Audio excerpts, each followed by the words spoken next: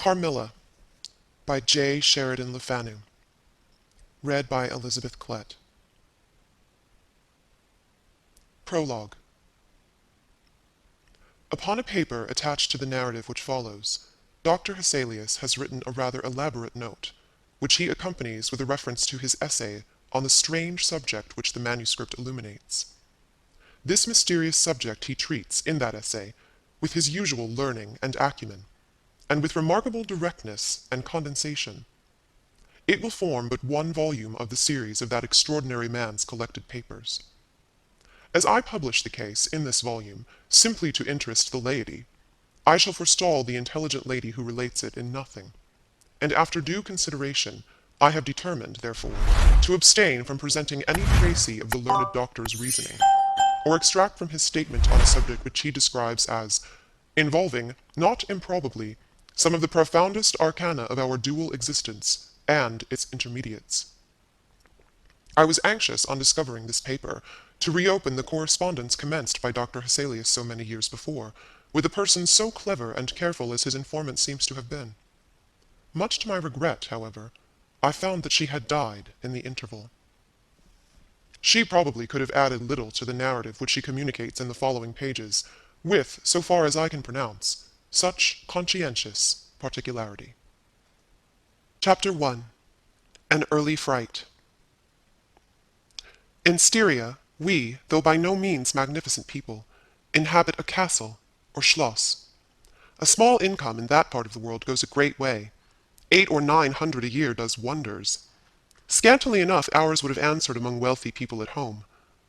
My father is English, and I bear an English name, although I never saw England. But here, in this lonely and primitive place, where everything is so marvelously cheap, I really don't see how ever so much more money would be at all materially adding to our comforts, or even luxuries. My father was in the Austrian service, and retired upon a pension and his patrimony, and purchased this feudal residence and the small estate on which it stands, a bargain. Nothing can be more picturesque or solitary. It stands on a slight eminence in a forest. The road, very old and narrow, passes in front of its drawbridge, never raised in my time, and its moat stocked with perch and sailed over by many swans, and floating on its surface white fleets of water lilies. Over all this the schloss shows its many-windowed front, its towers, and its Gothic chapel. The forest opens in an irregular and very picturesque glade before its gate, and at the right a steep Gothic bridge carries the road over a stream that winds in deep shadow through the wood. I have said that this is a very lonely place. Judge whether I say truth. Looking from the hall door towards the road, the forest in which our castle stands extends 15 miles to the right, and 12 to the left. The nearest inhabited village is about 7 of your English miles to the left. The nearest inhabited schloss of any historic associations is that of old General Spielsdorf, nearly 20 miles away to the right. I have said the nearest inhabited village, because there is only 3 miles westward, that is to say, in the direction of General Spielsdorf Schloss, a ruined village, with its quaint little church, now roofless, in the aisle of which are the mouldering tombs of the proud family of Karnstein, now extinct, who once owned the equally desolate chateau, which, in the thick of the forest, overlooks the silent ruins of the town. Respecting the cause of the desertion of this striking and melancholy spot, there is a legend which I shall relate to you another time. I must tell you now how very small is the party who constitute the inhabitants of our castle. I don't include servants, or those dependents who occupy rooms in the buildings attached to the schloss. Listen and wonder. My father, who was the kindest man on earth, but growing old, and I, at the date of my story, only 19. 8 years have passed since then. I and my father constituted the family at the schloss. My mother, a Styrian lady, died in my infancy, but I had a good-natured governess, who had been with me from, I might almost say, my infancy. I could not remember the time when her fat, benignant face was not a familiar picture in my memory. This was Madame Perrodon, a native of Berne, whose care and good nature now in part supplied to me the loss of my mother, whom I do not even remember, so early I lost her. She made a third at our little dinner party. There was a fourth, Mademoiselle de La Fontaine, a lady such as you term, I believe, a finishing governess. She spoke French and German, Madame Perrodon French and broken English, to which my father and I added English, which, partly to prevent its becoming a lost language among us, and partly from patriotic motives, we spoke every day. The consequence was a babel, at which strangers used to laugh, and which I shall make no attempt to reproduce in this narrative.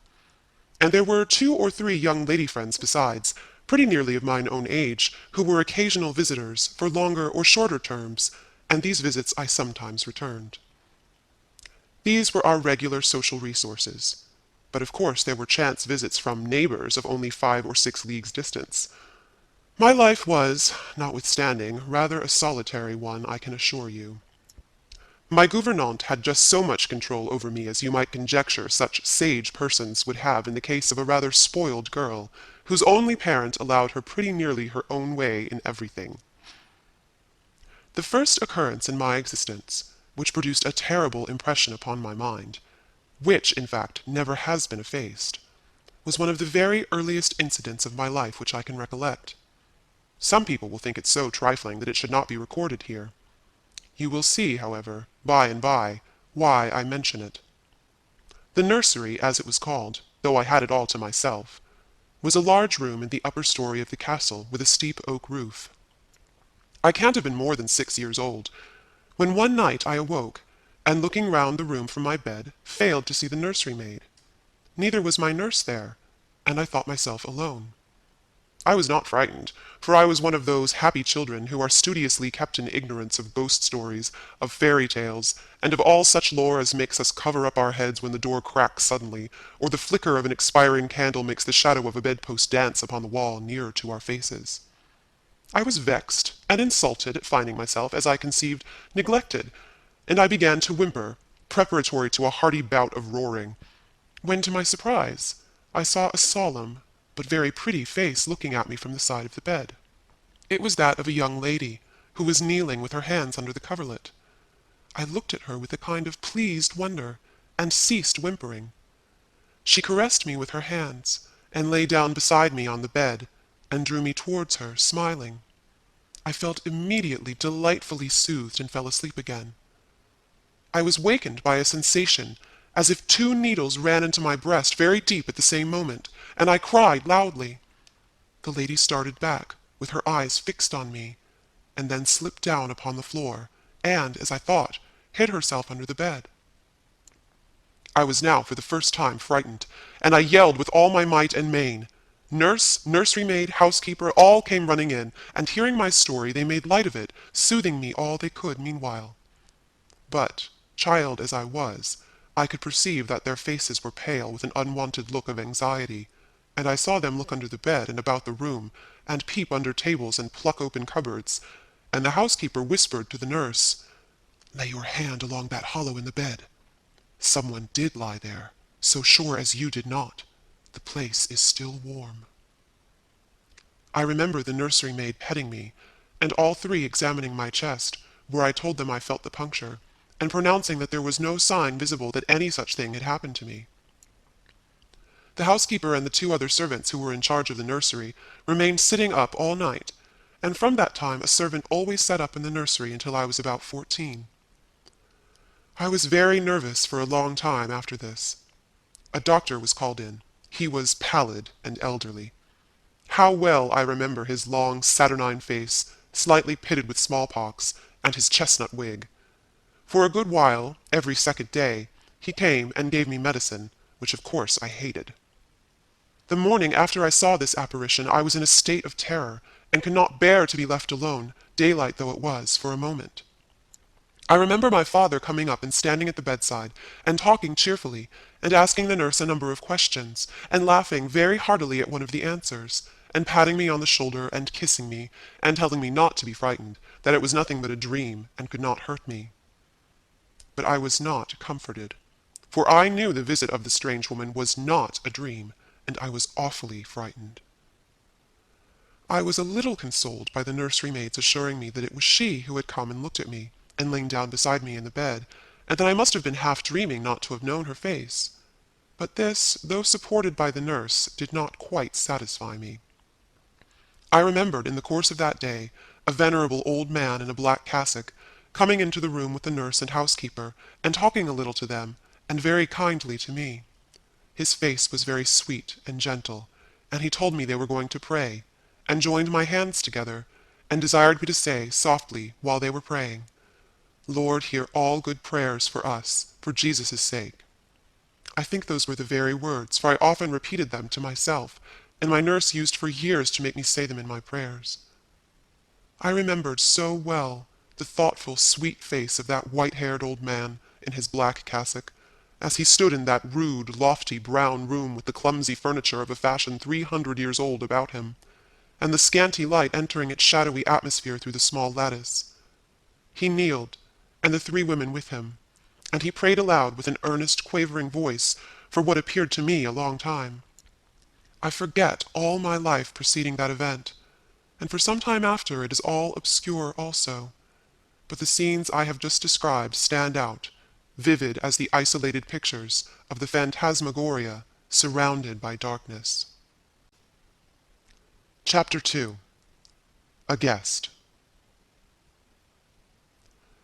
I am now going to tell you something so strange that it will require all your faith in my veracity to believe my story. It is not only true, nevertheless, but truth of which I have been an eyewitness. It was a sweet summer evening, and my father asked me, as he sometimes did, to take a little ramble with him along that beautiful forest vista which I have mentioned as lying in front of the Schloss. "General Spielsdorf cannot come to us so soon as I had hoped," said my father, as we pursued our walk.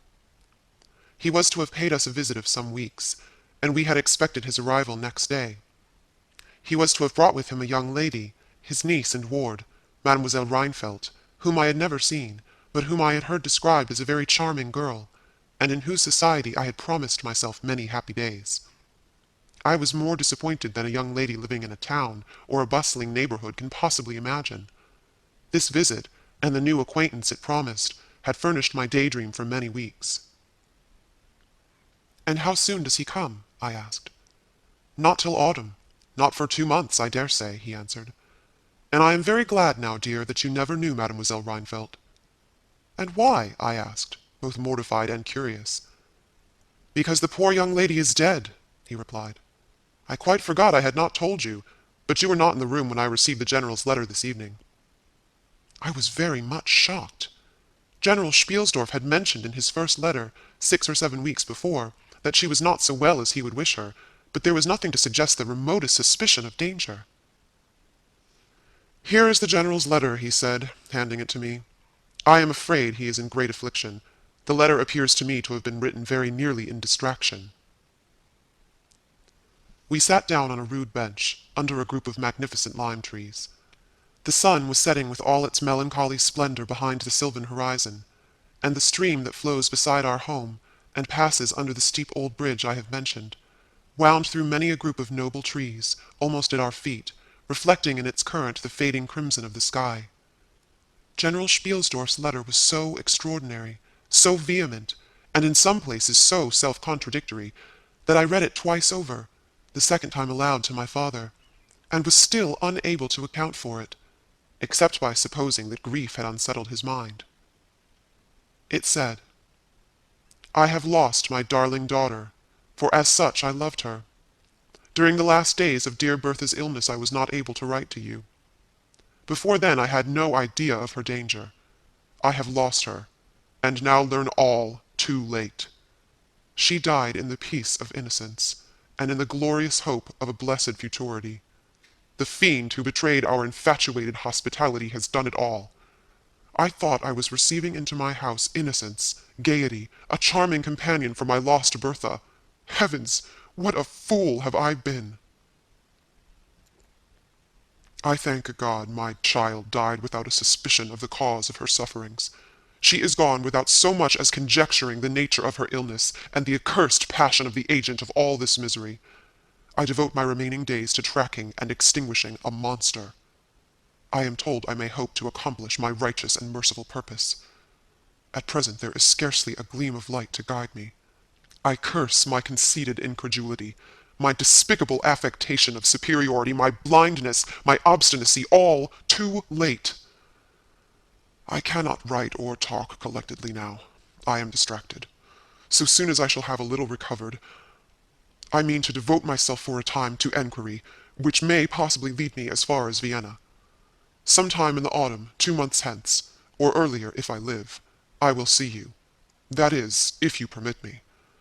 I will then tell you all that I scarce dare put upon paper now. Farewell. Pray for me, dear friend. In these terms ended this strange letter. Though I had never seen Bertha Rheinfeldt, my eyes filled with tears at the sudden intelligence. I was startled, as well as profoundly disappointed. The sun had now set, and it was twilight by the time I had returned the General's letter to my father. It was a soft, clear evening, and we loitered, speculating upon the possible meanings of the violent and incoherent sentences which I had just been reading. We had nearly a mile to walk before reaching the road that passes the Schloss in front, and by that time the moon was shining brilliantly. At the drawbridge we met Madame Perrodon and Mademoiselle de la Fontaine, who had come out without their bonnets to enjoy the exquisite moonlight. We heard their voices gabbling in animated dialogue as we approached. We joined them at the drawbridge, and turned about to admire with them the beautiful scene. The glade through which we had just walked lay before us. At our left, the narrow road wound away under clumps of lordly trees, and was lost to sight amid the thickening forest. At the right, the same road crosses the steep and picturesque bridge, near which stands a ruined tower which once guarded that pass, and beyond the bridge an abrupt eminence rises covered with trees, and showing in the shadows some gray ivy-clustered rocks. Over the sward and low grounds a thin film of mist was stealing like smoke, marking the distances with a transparent veil, and here and there we could see the river faintly flashing in the moonlight. No softer, sweeter scene could be imagined. The news I had just heard made it melancholy, but nothing could disturb its character of profound serenity and the enchanted glory and vagueness of the prospect. My father, who enjoyed the picturesque, and I stood looking in silence over the expanse beneath us. The two good governesses, standing a little way behind us, discoursed upon the scene, and were eloquent upon the moon. Madame Perrodon was fat, middle-aged, and romantic, and talked and sighed poetically. Mademoiselle de la Fontaine, in right of her father, who was a German, assumed to be psychological, metaphysical, and something of a mystic, now declared that when the moon shone with a light so intense it was well known that it indicated a special spiritual activity. The effect of the full moon in such a state of brilliancy was manifold. It acted on dreams.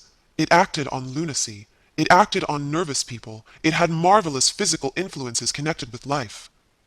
Mademoiselle related that her cousin, who was mate of a merchant ship, having taken a nap on deck on such a night, lying on his back, with his face full in the light of the moon, had wakened, after a dream of an old woman clawing him by the cheek, with his features horribly drawn to one side, and his countenance had never quite recovered his equilibrium.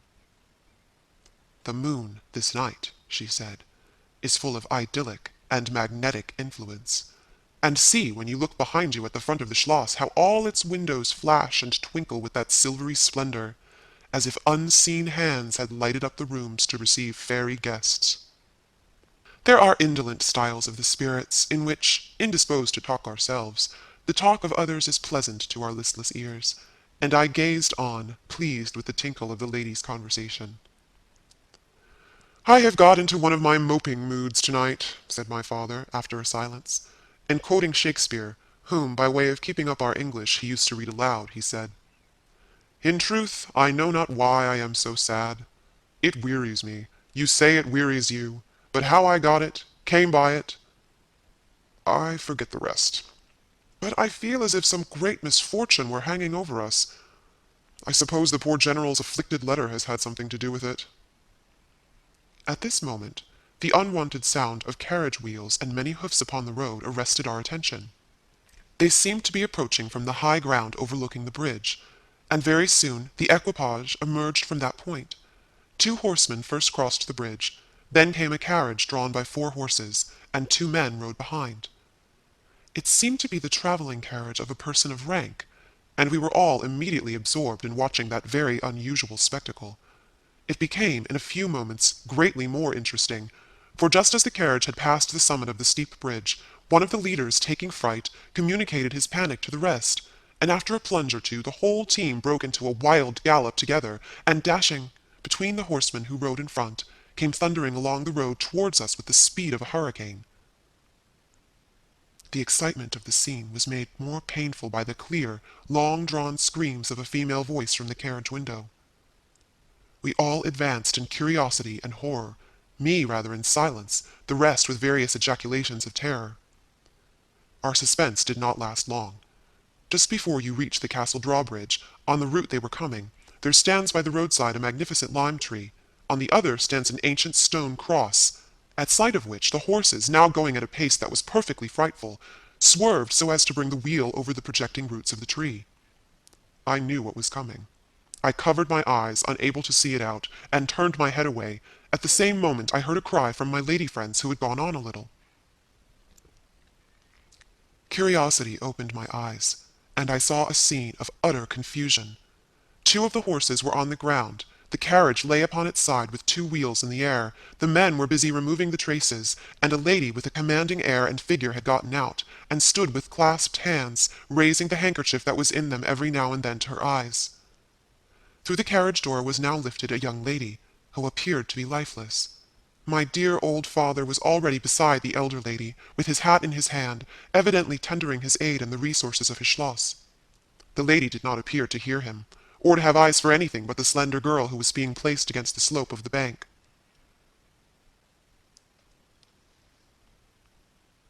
I approached. The young lady was apparently stunned, but she was certainly not dead. My father, who piqued himself on being something of a physician, had just had his fingers on her wrist, and assured the lady, who declared herself her mother, that her pulse, though faint and irregular, was undoubtedly still distinguishable. The lady clasped her hands and looked upward, as if in a momentary transport of gratitude, but immediately she broke out again in that theatrical way which is, I believe, natural to some people.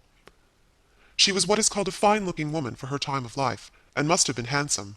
She was tall, but not thin, and dressed in black velvet, and looked rather pale, but with a proud and commanding countenance, though now agitated strangely. "Who was ever being so born to calamity?" I heard her say, with clasped hands as I came up.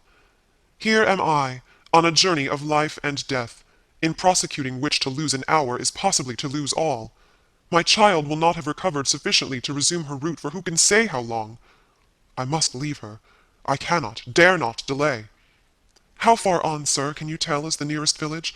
I must leave her there, and shall not see my darling, or even hear of her till my return 3 months hence." I plucked my father by the coat, and whispered earnestly in his ear, "Oh, papa, pray ask her to let her stay with us. It would be so delightful. Do, pray." "If madame will entrust her child to the care of my daughter, and of her good gouvernante, Madame Perrodon, and permit her to remain as our guest under my charge until her return, it will confer a distinction and an obligation upon us, and we shall treat her with all the care and devotion which so sacred a trust deserves."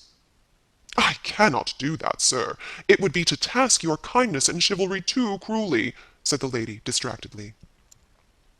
"It would, on the contrary, be to confer on us a very great kindness at the moment when we most need it. My daughter has just been disappointed by a cruel misfortune, in a visit from which she had long anticipated a great deal of happiness. If you confide this young lady to our care, it will be her best consolation. The nearest village on your route is distant, and affords no such inn as you could think of placing your daughter at. You cannot allow her to continue her journey for any considerable distance without danger. If, as you say, you cannot suspend your journey, you must part with her tonight, and nowhere could you do so with more honest assurances of care and tenderness than here." There was something in this lady's air and appearance so distinguished, and even imposing, and in her manner so engaging, as to impress one, quite apart from the dignity of her equipage, with a conviction that she was a person of consequence.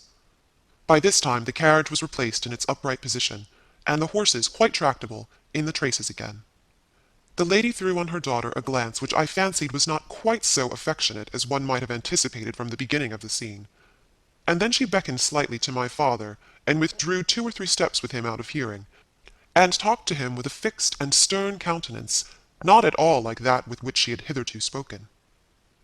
I was filled with wonder that my father did not seem to perceive the change, and also unspeakably curious to learn what it could be that she was speaking almost in his ear with so much earnestness and rapidity. 2 or 3 minutes at most, I think, she remained thus employed. Then she turned, and a few steps brought her to where her daughter lay, supported by Madame Perrodon. She kneeled beside her for a moment, and whispered, as Madame supposed, a little benediction in her ear. Then, hastily kissing her, she stepped into her carriage. The door was closed, the footmen in stately liveries jumped up behind, the outriders spurred on, the postilions cracked their whips, the horses plunged and broke suddenly into a furious canter that threatened soon again to become a gallop, and the carriage whirled away, followed at the same rapid pace by the 2 horsemen in the rear. Chapter 3. We compare notes. We followed the cortege with our eyes until it was swiftly lost to sight in the misty wood, and the very sound of the hoofs and the wheels died away in the silent night air. Nothing remained to assure us that the adventure had not been an illusion of a moment, but the young lady, who just at that moment opened her eyes. I could not see, for her face was turned from me, but she raised her head, evidently looking about her, and I heard a very sweet voice ask complainingly, "Where is Mamma?" Our good Madame Perrodon answered tenderly, and added some comfortable assurances. I then heard her ask, "Where am I? What is this place?" And after that she said, "I don't see the carriage. And Matska, where is she?" Madame answered all her questions in so far as she understood them, and gradually the young lady remembered how the misadventure came about, and was glad to hear that no one in, or in attendance on, the carriage was hurt, and on learning that her mamma had left her here till her return in about 3 months, she wept. I was going to add my consolations to those of Madame Perrodon, when Mademoiselle de la Fontaine placed her hand upon my arm, saying, "Don't approach. One at a time is as much as she can at present converse with. A very little excitement would possibly overpower her now." As soon as she is comfortably in bed, I thought, I will run up to her room and see her. My father, in the meantime, had sent a servant on horseback for the physician, who lived about 2 leagues away, and a bedroom was being prepared for the young lady's reception. The stranger now rose, and leaning on Madame's arm, walked slowly over the drawbridge and into the castle gate. In the hall, servants waited to receive her, and she was conducted forthwith to her room. The room we usually sat in, as our drawing-room is long, having 4 windows, that looked over the moat and the drawbridge, upon the forest scene I have just described. It is furnished in old carved oak, with large carved cabinets, and the chairs are cushioned with crimson Utrecht velvet. The walls are covered with tapestry, and surrounded with great gold frames, the figures being as large as life, in ancient and very curious costume, and the subjects represented are hunting, hawking, and generally festive. It is not too stately to be extremely comfortable, and here we had our tea, for with his usual patriotic leanings he insisted that the national beverage should make its appearance regularly with our coffee and chocolate. We sat here this night, and with candles lighted, were talking over the adventure of the evening. Madame Perrodon and Mademoiselle de la Fontaine were both part of our party. The young stranger had hardly lain down in her bed when she sank into a deep sleep, and those ladies had left her in the care of a servant. "How do you like our guest?" I asked, as soon as Madame entered. "Tell me all about her." "I like her extremely," answered Madame. "She is, I almost think, the prettiest creature I ever saw, about your age, and so gentle and nice." "She is absolutely beautiful," threw in Mademoiselle, who had peeped for a moment into the stranger's room. "And such a sweet voice," added Madame Perrodon. "Did you remark a woman in the carriage after it was set up again who did not get out?" inquired Mademoiselle, "but only looked from the window?" "No, we had not seen her." Then she described a hideous black woman, with a sort of colored turban on her head, and who was gazing all the time from the carriage window, nodding and grinning derisively toward the ladies, with gleaming eyes and large white eyeballs, and her teeth set as if in fury. "Did you remark what an ill-looking pack of men the servants were?" asked Madame. "Yes," said my father, who had just come in. "Ugly, hang-dog-looking fellows as ever I beheld in my life. I hope they mayn't rob the poor lady in the forest. They are clever rogues, however. They got everything to rights in a minute." "I dare say they are worn out with too long travelling," said Madame. "Besides looking wicked, their faces were so strangely lean, and dark, and sullen. I am very curious, I own, but I dare say the young lady will tell you all about it tomorrow if she is sufficiently recovered." I don't think she will, said my father, with a mysterious smile, and a little nod of his head as if he knew more about it than he cared to tell us. This made us all the more inquisitive as to what had passed between him and the lady in black velvet, in the brief but earnest interview that had immediately preceded her departure. We were scarcely alone when I entreated him to tell me. He did not need much pressing. There is no particular reason why I should not tell you. She expressed a reluctance to trouble us with the care of her daughter, saying she was in delicate health, and nervous, but not subject to any kind of seizure, she volunteered that, nor to any illusion, being, in fact, perfectly sane. How very odd to say all that, I interpolated. It was so unnecessary. At all events, it was said, he laughed, and as you wish to know all that passed, which was very little indeed, I tell you. She then said, I am making a long journey of vital importance. She emphasized the word, rapid and secret. I shall return for my child in 3 months. In the meantime, she will be silent as to who we are, whence we come, and whither we are traveling. That is all she said. She spoke very pure French. When she said the word secret, she paused for a few seconds, looking sternly, her eyes fixed on mine. I fancy she makes a great point of that. You saw how quickly she was gone. I hope I have not done a very foolish thing in taking charge of the young lady. For my part, I was delighted. I was longing to see and talk to her, and only waiting till the doctor should give me leave. You who live in towns can have no idea how great an event the introduction of a new friend is in such a solitude as surrounded us.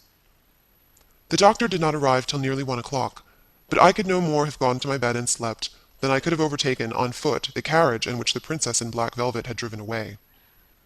When the physician came down to the drawing-room, it was to report very favorably upon his patient. She was now sitting up, her pulse quite regular, apparently perfectly well. She had sustained no injury, and the little shock to her nerves had passed away quite harmlessly. There could be no harm certainly in my seeing her if we both wished it, and with this permission I sent forthwith to know whether she would allow me to visit her for a few minutes in her room. The servant returned immediately to say that she desired nothing more. You may be sure I was not long in availing myself of this permission. Our visitor lay in one of the handsomest rooms in the Schloss. It was, perhaps, a little stately. There was a sombre piece of tapestry opposite the bed, representing Cleopatra with the asps to her bosom, and other solemn classic scenes were displayed, a little faded, upon the other walls. But there was gold carving, and rich and varied color enough in the other decorations of the room to more than redeem the gloom of the old tapestry. There were candles at the bedside. She was sitting up, her slender, pretty figure enveloped in the soft silk dressing-gown, embroidered with flowers and lined with thick quilted silk, which her mother had thrown over her feet as she lay on the ground. What was it that, as I reached the bedside and had just begun my little greeting, struck me dumb in a moment, and made me recoil a step or two from before her? I will tell you. I saw the very face which had visited me in my childhood at night, and which remained so fixed in my memory, and on which I had for so many years so often ruminated with horror, when no one suspected of what I was thinking. It was pretty, even beautiful, and when I first beheld it, wore the same melancholy expression. But this almost instantly lighted into a strange fixed smile of recognition. There was a silence of fully a minute, and then at length she spoke. I could not. "How wonderful!" she exclaimed. "12 years ago I saw your face in a dream, and it has haunted me ever since." "Wonderful indeed!" I repeated, overcoming with an effort the horror that had for a time suspended my utterances. "12 years ago, in vision or reality, I certainly saw you. I could not forget your face. It has remained before my eyes ever since." Her smile had softened. Whatever I had fancied strange in it was gone, and it and her dimpling cheeks were now delightfully pretty and intelligent. I felt reassured, and continued more in the vein which hospitality indicated, to bid her welcome, and to tell her how much pleasure her accidental arrival had given us all, and especially what a happiness it was to me. I took her hand as I spoke. I was a little shy, as lonely people are, but the situation made me eloquent and even bold. She pressed my hand, she laid hers upon it, and her eyes glowed, as looking hastily into mine she smiled again, and blushed. She answered my welcome very prettily. I sat down beside her, still wondering, and she said, I must tell you my vision about you. It is so very strange that you and I should have had, each of the other, so vivid a dream, that each should have seen, I you, and you me, looking as we do now, when of course we were both mere children. I was a child, about 6 years old, and I awoke from a confused and troubled dream, and found myself in a room unlike my nursery, wainscoted clumsily in some dark wood, and with cupboards and bedsteads and chairs and benches placed about it. The beds were, I thought, all empty, and the room itself without anyone but myself in it, and I, after looking about me for some time, and admiring especially an iron candlestick with 2 branches, which I should certainly know again, crept under one of the beds to reach the window.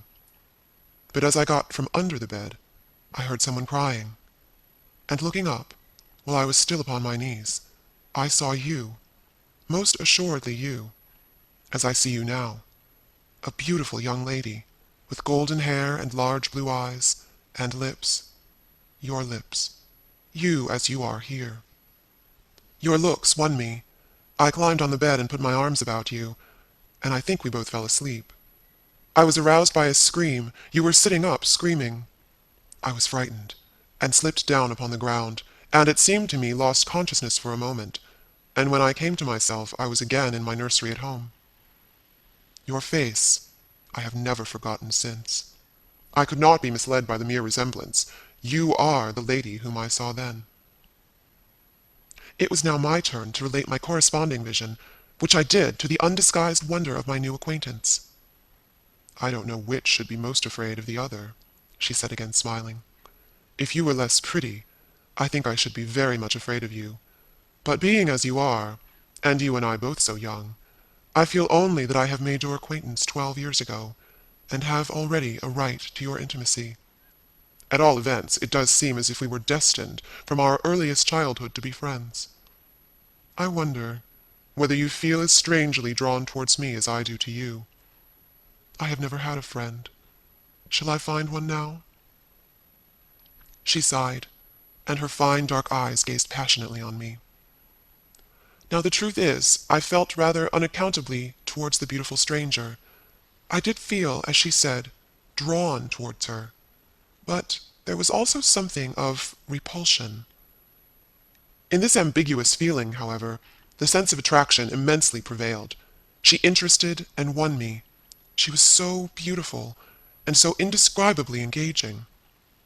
I perceived now something of languor and exhaustion stealing over her, and hastened to bid her good night. The doctor thinks, I added, that you ought to have a maid sit up with you tonight. One of ours is waiting, and you will find her a very useful and quiet creature. How kind of you. But I could not sleep. I never could with an attendant in the room. I shan't require any assistance. And shall I confess my weakness? I am haunted with a terror of robbers. Our house was robbed once, and 2 servants murdered, so I always lock my door. It has become a habit. And you look so kind, I know you will forgive me. I see there is a key in the lock. She held me close in her pretty arms for a moment, and whispered in my ear, Good night, darling. It is very hard to part with you, but good night. Tomorrow, but not early, I shall see you again. She sank back on the pillow with a sigh, and her fine eyes followed me with a fond and melancholy gaze, and she murmured again, Good night, dear friend. Young people like, and even love, on impulse. I was flattered by the evident, though as yet undeserved, fondness she showed me. I liked the confidence with which she at once received me. She was determined that we should be very near friends. Next day came, and we met again. I was delighted with my companion, that is to say, in many respects. Her looks lost nothing in daylight. She was most certainly the most beautiful creature I had ever seen, and the unpleasant remembrance of the face presented in my early dream had lost the effect of the first unexpected recognition. She confessed that she had experienced a similar shock on seeing me, and precisely the same faint antipathy that had mingled with my admiration of her. We now laughed together over our momentary horrors. Chapter 4. Her Habits. A Saunter. I told you that I was charmed with her in most particulars. There were some that did not please me so well. She was above the middle height of women. I shall begin by describing her. She was slender, and wonderfully graceful. Except that her movements were languid, very languid. Indeed, there was nothing in her appearance to indicate an invalid. Her complexion was rich and brilliant. Her features were small and beautifully formed. Her eyes large, dark, and lustrous. Her hair was quite wonderful. I never saw hair so magnificently thick and long when it was down about her shoulders. I have often placed my hands under it and laughed with wonder at its weight. It was exquisitely fine and soft, and in color a rich, very dark brown, with something of gold. I loved to let it down, tumbling with its own weight, as in her room she lay back in her chair talking in her sweet low voice. I used to fold and braid it, and spread it out and play with it. Heavens, if I had but known all. I said there were particulars which did not please me. I have told you that her confidence won me the first night I saw her, but I found that she exercised with respect to herself, her mother, her history, everything in fact connected with her life, plans, and people, an ever wakeful reserve. I dare say I was unreasonable. Perhaps I was wrong. I dare say I ought to have respected the solemn injunction laid upon my father by the stately lady in black velvet. But curiosity is a restless and unscrupulous passion, and no one girl can endure with patience that hers should be baffled by another. What harm could it do anyone to tell me what I so ardently desired to know? Had she no trust in my good sense or honor? Why would she not believe me when I assured her so solemnly that I would not divulge one syllable of what she told me to any mortal breathing? There was a coldness, it seemed to me, beyond her years, in her smiling, melancholy, persistent refusal to afford me the least ray of light. I cannot say we quarreled upon this point, for she would not quarrel upon any. It was, of course, very unfair of me to press her, very ill-bred, but really I could not help it, and I might just as well have let it alone. What she did tell me amounted, in my unconscionable estimation, to nothing. It was all summed up in three very vague disclosures. First, her name was Carmilla. Second, her family was very ancient and noble. Third, her home lay in the direction of the west. She would not tell me the name of her family, nor their armorial bearings, nor the name of their estate, nor even that of the country they lived in. You are not to suppose that I worried her incessantly on these subjects. I watched opportunity, and rather insinuated than urged my inquiries. Once or twice, indeed, I did attack her more directly, but no matter what my tactics, utter failure was invariably the result. Reproaches and caresses were all lost upon her. But I must add this, that her evasion was conducted with so pretty a melancholy and deprecation, with so many and even passionate declarations of her liking for me, and trust in my honor, and with so many promises that I should at last know all, that I could not find it in my heart long to be offended with her. She used to place her pretty arms around my neck, draw me to her, and laying her cheek to mine, murmur with her lips near my ear, "Dearest, your little heart is wounded. Think me not cruel because I obey the irresistible law of my strength and weakness. If your dear heart is wounded, my wild heart bleeds with yours. In the rapture of my enormous humiliation, I live in your warm life, and you shall die, die, sweetly die into mine. I cannot help it. As I draw near to you, you in your turn will draw near to others, and learn the rapture of that cruelty which yet is love. So for a while seek to know no more of me and mine, but trust me with all your loving spirit." And when she had spoken such a rhapsody, she would press me more closely in her trembling embrace, and her lips in soft kisses gently glow upon my cheek. Her agitations and her language were unintelligible to me. From these foolish embraces, which were not of very frequent occurrence, I must allow I used to wish to extricate myself, but my energies seemed to fail me. Her murmured words sounded like a lullaby in my ear, and soothed my resistance into a trance, from which I only seemed to recover myself when she withdrew her arms. In these mysterious moods I did not like her. I experienced a strange, tumultuous excitement that was pleasurable, ever and anon, mingled with a vague sense of fear and distrust. I had no distinct thoughts about her while such scenes lasted, but I was conscious of a love growing into adoration, and also of abhorrence. This I know is paradox, but I can make no other attempt to explain the feeling. I now write, after an interval of more than 10 years, with a trembling hand. with a confused and horrible recollection of certain occurrences and situations, in the ordeal through which I was unconsciously passing, though with a very vivid and sharp remembrance of the main current of my story. But, I suspect, in all lives there are certain emotional scenes, those in which our passions have been most wildly and terribly roused, that are of all others the most vaguely and dimly remembered.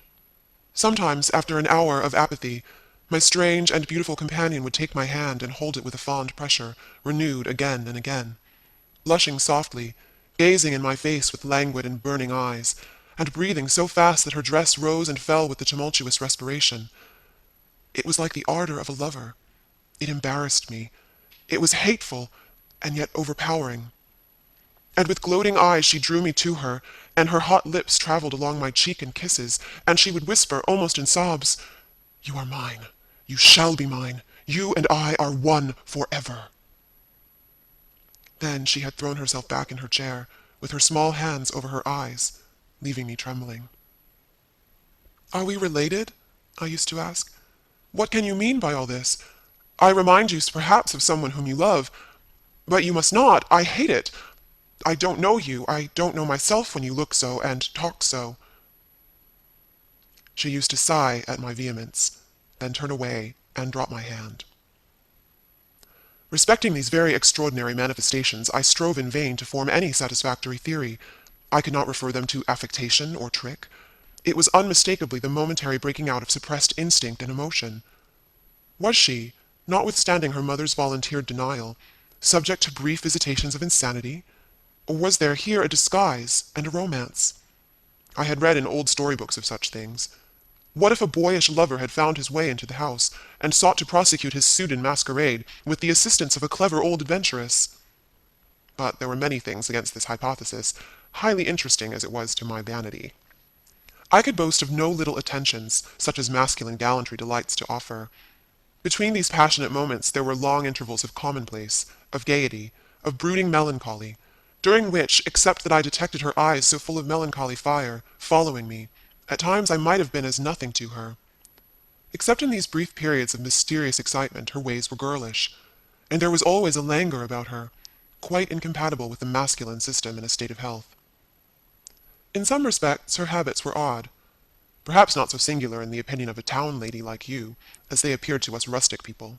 She used to come down very late, generally not till 1 o'clock. She would then take a cup of chocolate, but eat nothing. We then went out for a walk, which was a mere saunter, and she seemed almost immediately exhausted, and either returned to the schloss, or sat on one of the benches that were placed here and there among the trees.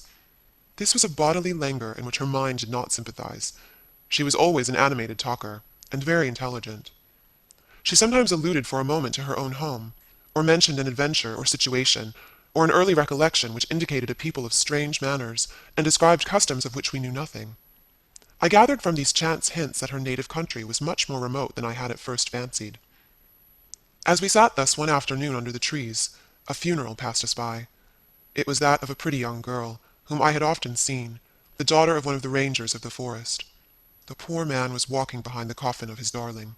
She was his only child, and he looked quite heartbroken. Peasants walking two and two came behind. They were singing a funeral hymn. I rose to mark my respect as they passed, and joined in the hymn they were very sweetly singing. My companion shook me a little roughly, and I turned surprised. She said brusquely, "Don't you perceive how discordant that is?" "I think it very sweet, on the contrary," I answered, vexed at the interruption, and very uncomfortable lest the people who composed the little procession should observe and resent what was passing. I resumed, therefore, instantly, and was again interrupted. "You pierce my ears," said Carmilla, almost angrily, and stopping her ears with her tiny fingers. "Besides, how can you tell that your religion and mine are the same? Your forms wound me, and I hate funerals. What a fuss! Why, you must die, everyone must die, and all are happier when they do. Come home." "My father has gone on with the clergyman to the churchyard. I thought you knew she was to be buried today." "She? I don't trouble my head about peasants. I don't know who she is," answered Carmilla, with a flash from her fine eyes. "She is the poor girl who fancied she saw a ghost a fortnight ago, and has been dying ever since, till yesterday when she expired. Tell me nothing about ghosts. I shan't sleep tonight if you do." I hope there is no plague or fever coming. All this looks very like it, I continued. The swineherd's young wife died only a week ago, and she thought something seized her by the throat as she lay in her bed and nearly strangled her. Papa says some horrible fancies do accompany some forms of fever. She was quite well the day before. She sank afterwards and died before a week. Well, her funeral is over, I hope, and her hymn sung, and our ears shan't be tortured with that discord and jargon. Oh, it has made me nervous. Sit down here, beside me. Sit close. Hold my hand. Press it hard. Hard. Harder. We had moved a little back and had come to another seat. She sat down. Her face underwent a change that alarmed and even terrified me for a moment. It darkened and became horribly livid. Her teeth and hands were clenched, and she frowned and compressed her lips, while she stared down upon the ground at her feet, and trembled all over with a continued shudder as irrepressible as ague. All her energy seemed strained to suppress a fit, with which she was then breathlessly tugging. And at length a low, convulsive cry of suffering broke from her, and gradually the hysteria subsided. There, that comes of strangling people with hymns, she said at last. Hold me still. It is passing away. And so gradually it did, and perhaps to dissipate the somber impression which the spectacle had left upon me, she became unusually animated and chatty, and so we got home. This was the first time I had seen her exhibit any definable symptoms of that delicacy of health which her mother had spoken of. It was the first time also I had seen her exhibit anything like temper. Both passed away like a summer cloud, and never but once afterwards did I witness on her part a momentary sign of anger. I will tell you how it happened. She and I were looking out of one of the long drawing-room windows, when there entered the courtyard over the drawbridge the figure of a wanderer whom I knew very well. He used to visit the Schloss generally twice a year. It was the figure of a hunchback, with the sharp, lean features that generally accompany deformity. He wore a pointed black beard, and he was smiling from ear to ear, showing his white fangs. He was dressed in buff, black, and scarlet, and crossed with more straps and belts than I could count, from which hung all manner of things. Behind he carried a magic lantern, and two boxes which I well knew, in one of which was a salamander, and the other a mandrake. These monsters used to make my father laugh. They were compounded of parts of monkeys, parrots, squirrels, fish, and hedgehogs, dried and stitched together with great neatness and startling effect. He had a fiddle, a box of conjuring apparatus, a pair of foils and masks attached to his belt, several other mysterious cases dangling about him, and a black staff with copper ferrules in his hand. His companion was a rough, spare dog that followed at his heels, but stopped short, suspiciously, at the drawbridge, and in a little while began to howl dismally. In the meantime, the mountebank, standing in the midst of the courtyard, raised his grotesque hat and made us a very ceremonious bow, paying his compliments very volubly in execrable French, and German not much better. Then, disengaging his fiddle, he began to scrape a lively air to which he sang with a merry discord, dancing with ludicrous airs and activity that made me laugh in spite of the dog's howling. Then he advanced to the window with many smiles and salutations, and his hat in his left hand, his fiddle under his arm, and with a fluency that never took breath, he gabbled a long advertisement of all his accomplishments, and the resources of the various arts which he placed at our service, and the curiosities and entertainments which it was in his power, at our bidding, to display. Will your ladyships be pleased to buy an amulet against the oupire, which is going like the wolf, I hear, through these woods? He said, dropping his hat on the pavement. They are dying of it right and left, and here is a charm that never fails, only pinned to the pillow, and you may laugh in his face. These charms consisted of oblong slips of vellum, with cabalistic ciphers and diagrams upon them. Carmilla instantly purchased one, and so did I. He was looking up, and we were smiling down upon him, amused. At least I can answer for myself. His piercing black eye, as he looked up in our faces, seemed to detect something that fixed for a moment his curiosity. In an instant he unrolled a leather case, full of all manner of odd little steel instruments. See here, my lady, he said, displaying it and addressing me. I profess, among other things less useful, the art of dentistry. Plague take the dog, he interpolated. Silence, beast! He howls so that your ladyships can scarcely hear a word.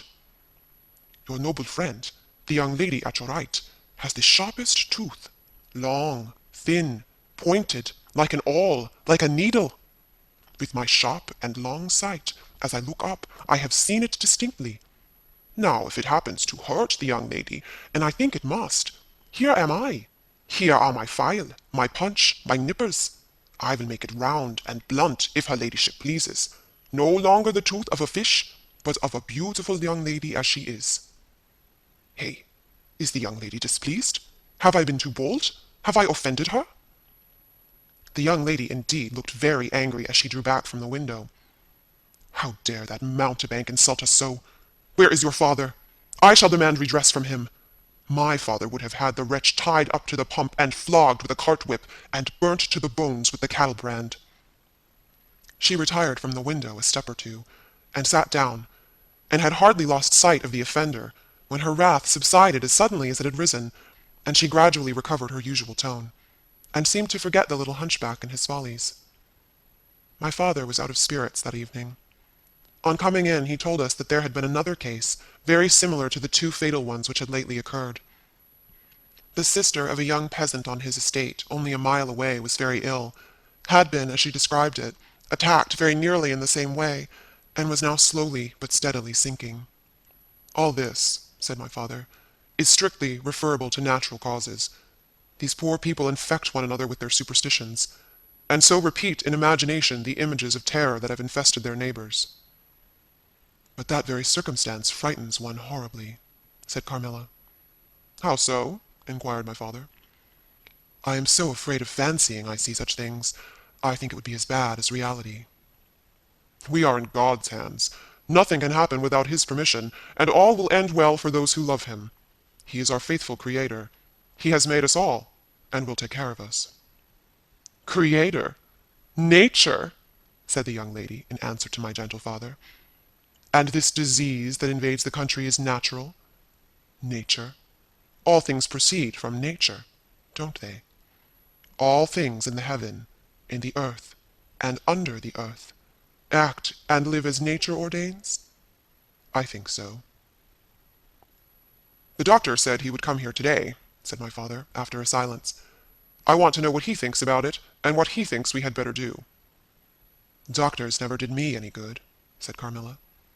Then you have been ill? I asked. More ill than ever you were, she answered. Long ago? Yes, a long time. I suffered from this very illness, but I forget all but my pain and weakness, and they were not so bad as are suffered in other diseases. You were very young then? I dare say, let us talk no more of it. You would not wound a friend. She looked languidly in my eyes, and passed her arm round my waist lovingly, and led me out of the room. My father was busy over some papers near the window. Why does your papa like to frighten us? Said the pretty girl with a sigh and a little shudder. He doesn't, dear Carmilla. It is the very furthest thing from his mind. Are you afraid, dearest? I should be very much if I fancied there was any real danger of my being attacked as those poor people were. You are afraid to die. Yes, everyone is. But to die as lovers may, to die together, so that they may live together. Girls are caterpillars while they live in the world, to be finally butterflies when the summer comes. But in the meantime there are grubs and larvae. Don't you see, each with their peculiar propensities, necessities, and structure. So says Monsieur Buffon, in his big book, in the next room. Later in the day the doctor came, and was closeted with Papa for some time. He was a skilful man, of 60 and upwards. He wore powder, and shaved his pale face as smooth as a pumpkin. He and Papa emerged from the room together, and I heard Papa laugh and say as they came out, Well, I do wonder at a wise man like you. What do you say to hippogriffs and dragons? The doctor was smiling and made answer, shaking his head. Nevertheless, life and death are mysterious states, and we know little of the resources of either. And they walked on, and I heard no more. I did not then know what the doctor had been broaching, but I think I guess it now. Chapter 5. A Wonderful Likeness. This evening there arrived from Gratz the grave, dark-faced son of the picture cleaner, with a horse and cart laden with 2 large packing cases, having many pictures in each. It was a journey of 10 leagues, and whenever a messenger arrived at the Schloss from our little capital of Gratz, we used to crowd about him in the hall to hear the news. This arrival created in our secluded quarters quite a sensation. The cases remained in the hall, and the messenger was taken charge of by the servants till he had eaten his supper. Then, with assistants, and armed with hammer, ripping chisel, and turnscrew, he met us in the hall, where we had assembled to witness the unpacking of the cases.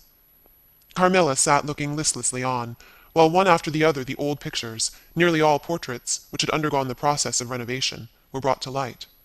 My mother was of an old Hungarian family, and most of these pictures, which were about to be restored to their places, had come to us through her. My father had a list in his hand from which he read, as the artist rummaged out the corresponding numbers. I don't know that the pictures were very good, but they were undoubtedly very old, and some of them very curious also. They had for the most part the merit of being now seen by me, I may say, for the first time, for the smoke and dust of time had all but obliterated them. "There is a picture I have not yet seen," said my father.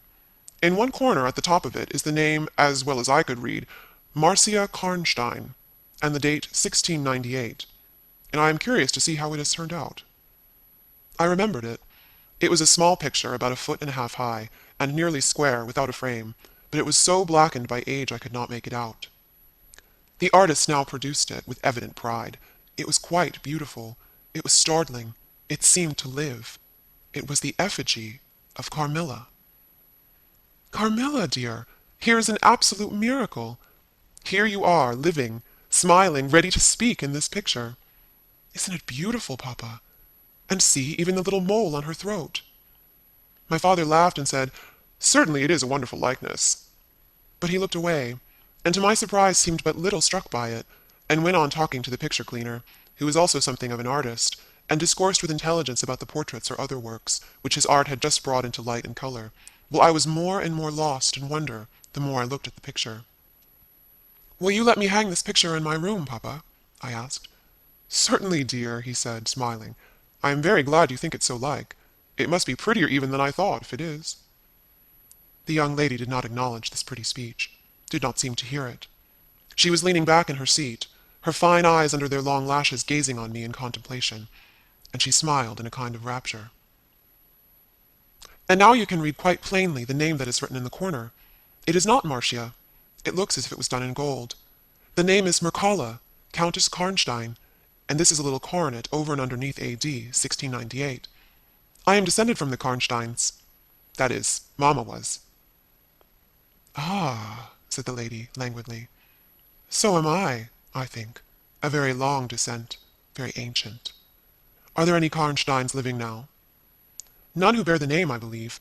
The family were ruined, I believe, in some civil wars long ago, but the ruins of the castle are only about 3 miles away." "How interesting," she said languidly. "But see, what beautiful moonlight." She glanced through the hall door, which stood a little open. "Suppose you take a little ramble around the court, and look down at the road and river." "It is so like the night you came to us," I said. She sighed, smiling. She rose, and with each her arm about the other's waist, we walked out upon the pavement. In silence, slowly we walked down to the drawbridge where the beautiful landscape opened before us. "And so you were thinking of the night I came here," she almost whispered. "Are you glad I came?" "Delighted, dear Carmilla," I answered. "And you asked for the picture you think like me to hang in your room," she murmured with a sigh, as she drew her arm closer about my waist, and let her pretty head sink upon my shoulder. "How romantic you are, Carmilla," I said. "Whenever you tell me your story, it will be made up chiefly of some one great romance." She kissed me silently. "I am sure, Carmilla, you have been in love, that there is at this moment an affair of the heart going on." "I have been in love with no one, and never shall," she whispered, "unless it should be with you." How beautiful she looked in the moonlight! Shy and strange was the look with which she quickly hid her face in my neck and hair, with tumultuous sighs that seemed almost to sob, and pressed in mine a hand that trembled. Her soft cheek was glowing against mine. "Darling, darling," she murmured, "I live in you, and you would die for me. I love you so." I started from her. She was gazing on me with eyes from which all fire, all meaning had flown, and a face colorless and apathetic. "Is there a chill in the air, dear?" she said drowsily. "I almost shiver. Have I been dreaming?" "Let us come in. Come in." "You look ill, Carmilla. a little faint. You certainly must take some wine, I said. Yes, I will. I'm better now. I shall be quite well in a few minutes. Yes, do give me a little wine, answered Carmilla as we approached the door. Let us look again for a moment. It is the last time, perhaps, I shall see the moonlight with you. How do you feel now, dear Carmilla? Are you really better? I asked. I was beginning to take alarm, lest she should have been stricken with the strange epidemic that they said had invaded the country about us. Papa would be grieved beyond measure, I added, if he thought you were ever so little ill, without immediately letting us know. We have a very skillful doctor near us, the physician who was with Papa today. I'm sure he is. I know how kind you all are, but, dear child, I am quite well again. There is nothing ever wrong with me but a little weakness. People say I am languid. I am incapable of exertion. I can scarcely walk as far as a child of 3 years old, and every now and then the little strength I have falters, and I become as you have just seen me. But after all, I am very easily set up again. In a moment, I am perfectly myself. See how I have recovered. So indeed she had, and she and I talked a great deal, and very animated she was, and the remainder of that evening passed without any recurrence of what I call her infatuations. I mean her crazy talk and looks, which embarrassed and even frightened me. But there occurred that night an event which gave my thoughts quite a new turn, and seemed to startle even Carmilla's languid nature into momentary energy. Chapter 6. A Very Strange Agony.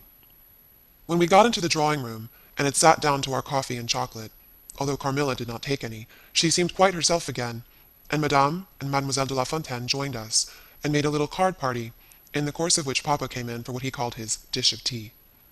When the game was over he sat down beside Carmilla on the sofa, and asked her a little anxiously whether she had heard from her mother since her arrival. She answered no. He then asked whether she knew where a letter would reach her at present. I cannot tell, she answered ambiguously, but I have been thinking of leaving you. You have been already too hospitable and too kind to me. I have given you an infinity of trouble, and I should wish to take a carriage tomorrow and post in pursuit of her. I know where I shall ultimately find her, although I dare not yet tell you.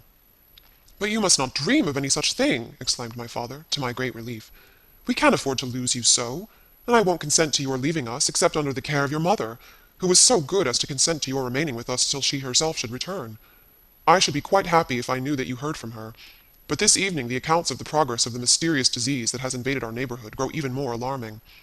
And my beautiful guest, I do feel the responsibility, unaided by advice from your mother, very much. But I shall do my best, and one thing is certain, that you must not think of leaving us without her distinct direction to that effect. We should suffer too much in parting from you to consent to it easily. Thank you, sir, 1,000 times for your hospitality, she answered, smiling bashfully. You have all been too kind to me. I have seldom been so happy in all my life before, as in your beautiful chateau, under your care, and in the society of your dear daughter. So he gallantly, in his old-fashioned way, kissed her hand, smiling and pleased at her little speech. I accompanied Carmilla as usual to her room, and sat and chatted with her while she was preparing for bed. Do you think, I said at length, that you will ever confide fully in me? She turned round, smiling, but made no answer, only continued to smile on me. You won't answer that? I said. You can't answer pleasantly. I ought not to have asked you. You were quite right to ask me that, or anything. You do not know how dear you are to me, or you could not think any confidence too great to look for. But I am under vows, no none half so awfully, and I dare not tell my story yet, even to you. The time is very near when you shall know everything. You will think me cruel, very selfish, but love is always selfish. The more ardent, the more selfish. How jealous I am, you cannot know. You must come with me, loving me to death, or else hate me, and still come with me, and hating me through death and after. There is no such word as indifference in my apathetic nature.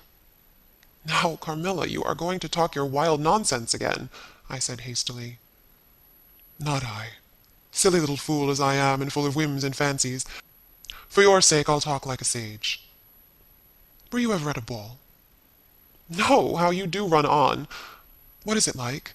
How charming it must be. I almost forget it is years ago. I laughed. You are not so old. Your first ball can hardly be forgotten yet. I remember everything about it, with an effort. I see it all, as divers see what is going on above them, through a medium, dense, rippling but transparent. There occurred that night what has confused the picture and made its colors faint. I was all but assassinated in my bed. Wounded here, she touched her breast, and never was the same since. Were you near dying? Yes, very. A cruel love. Strange love that would have taken my life. Love will have its sacrifices. No sacrifice without blood. Let us go to sleep now. I feel so lazy. How can I get up just now and lock my door? She was lying with her tiny hands buried in her rich wavy hair, under her cheek. Her little head upon the pillow and her glittering eyes followed me whenever I moved, with a kind of shy smile that I could not decipher. I bid her good night, and crept from the room with an uncomfortable sensation. I often wondered whether our pretty guest ever said her prayers. I certainly had never seen her upon her knees. In the morning she never came down until long after our family prayers were over, and at night she never left the drawing-room to attend our brief evening prayers in the hall. If it had not been that it had casually come out in one of our careless talks that she had been baptized, I should have doubted her being a Christian.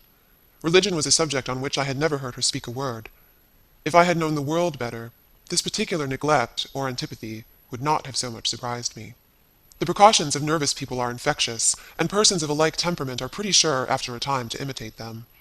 I had adopted Carmilla's habit of locking her bedroom door, having taken into my head all her whimsical alarms about midnight invaders and prowling assassins. I had also adopted her precaution of making a brief search through her room, to satisfy herself that no lurking assassin or robber was ensconced. These wise measures taken, I got into my bed and fell asleep. A light was burning in my room.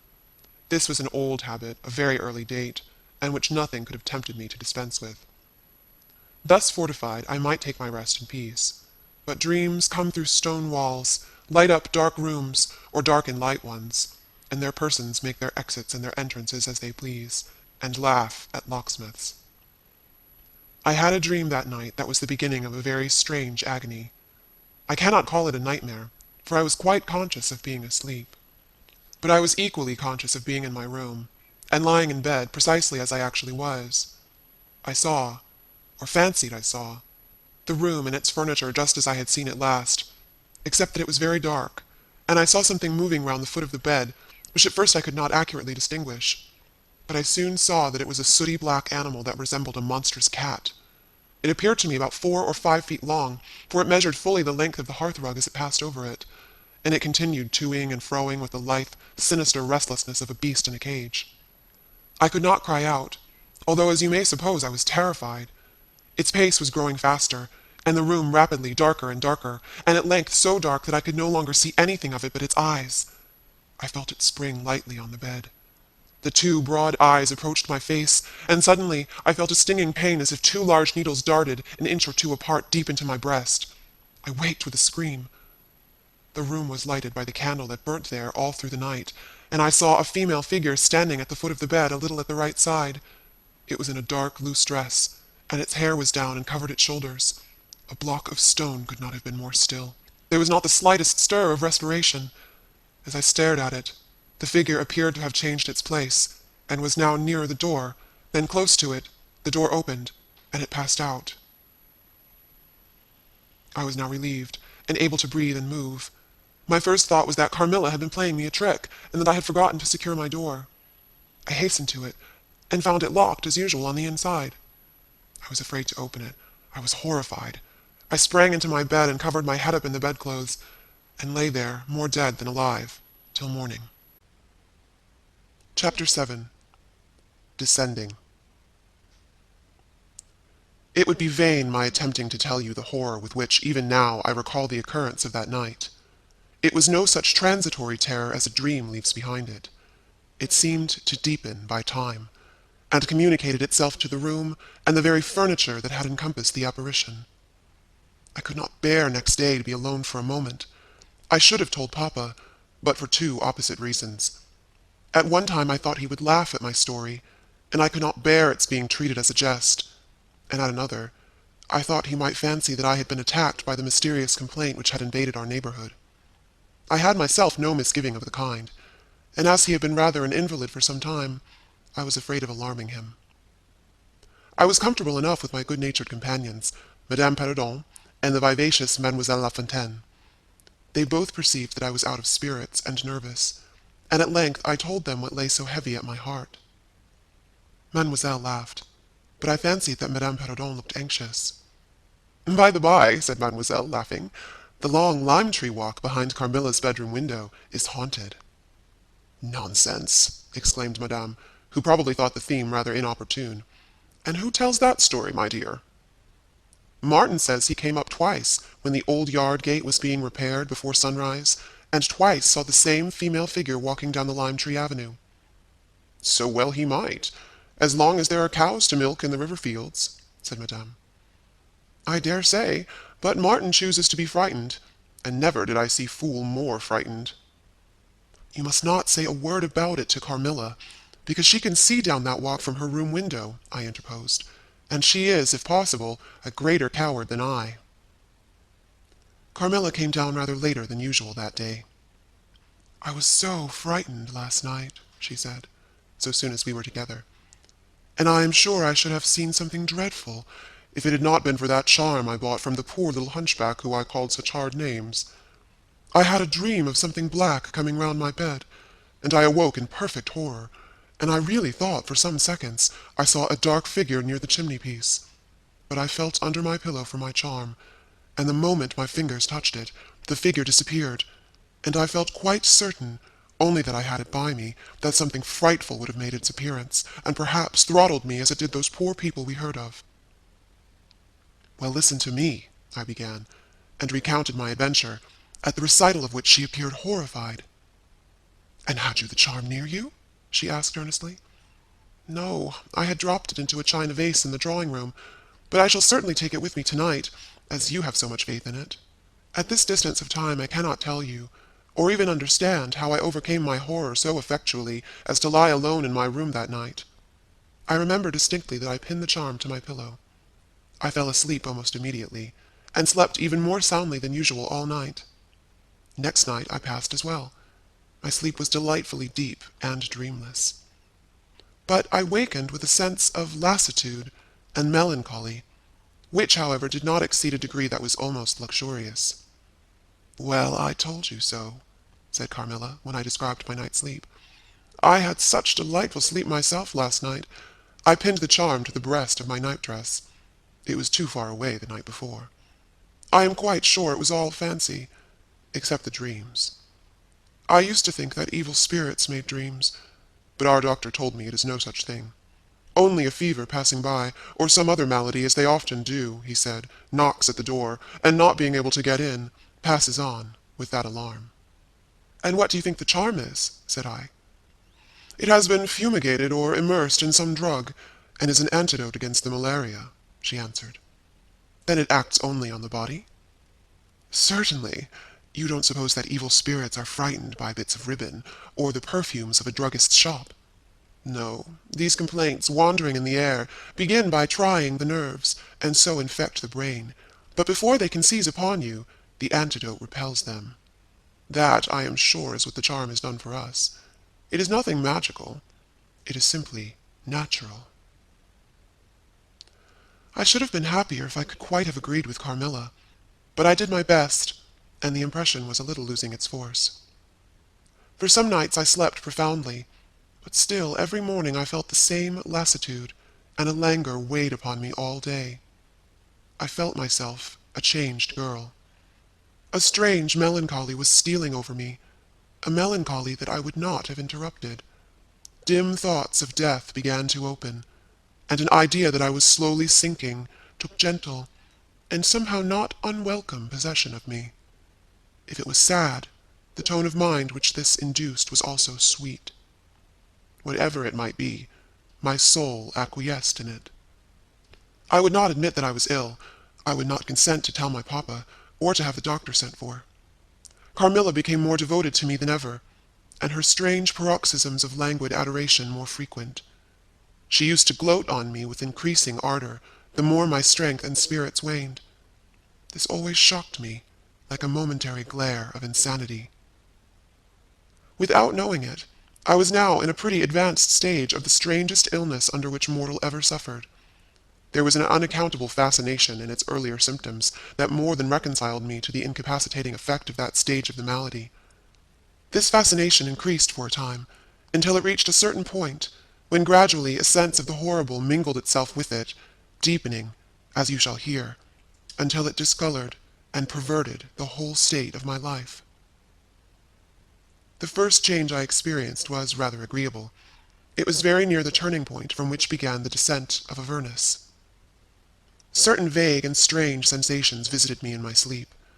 The prevailing one was of that pleasant, peculiar, cold thrill which we feel in bathing, when we move against the current of a river. This was soon accompanied by dreams that seemed interminable, and were so vague that I could never recollect their scenery and persons, or anyone connected portion of their action. But they left an awful impression, and a sense of exhaustion, as if I had passed through a long period of great mental exertion and danger. After all these dreams there remained on waking a remembrance of having been in a place very nearly dark, and of having spoken to people whom I could not see, and especially of one clear voice, of a female's, very deep, that spoke as if at a distance, slowly, and producing always the same sensation of indescribable solemnity and fear.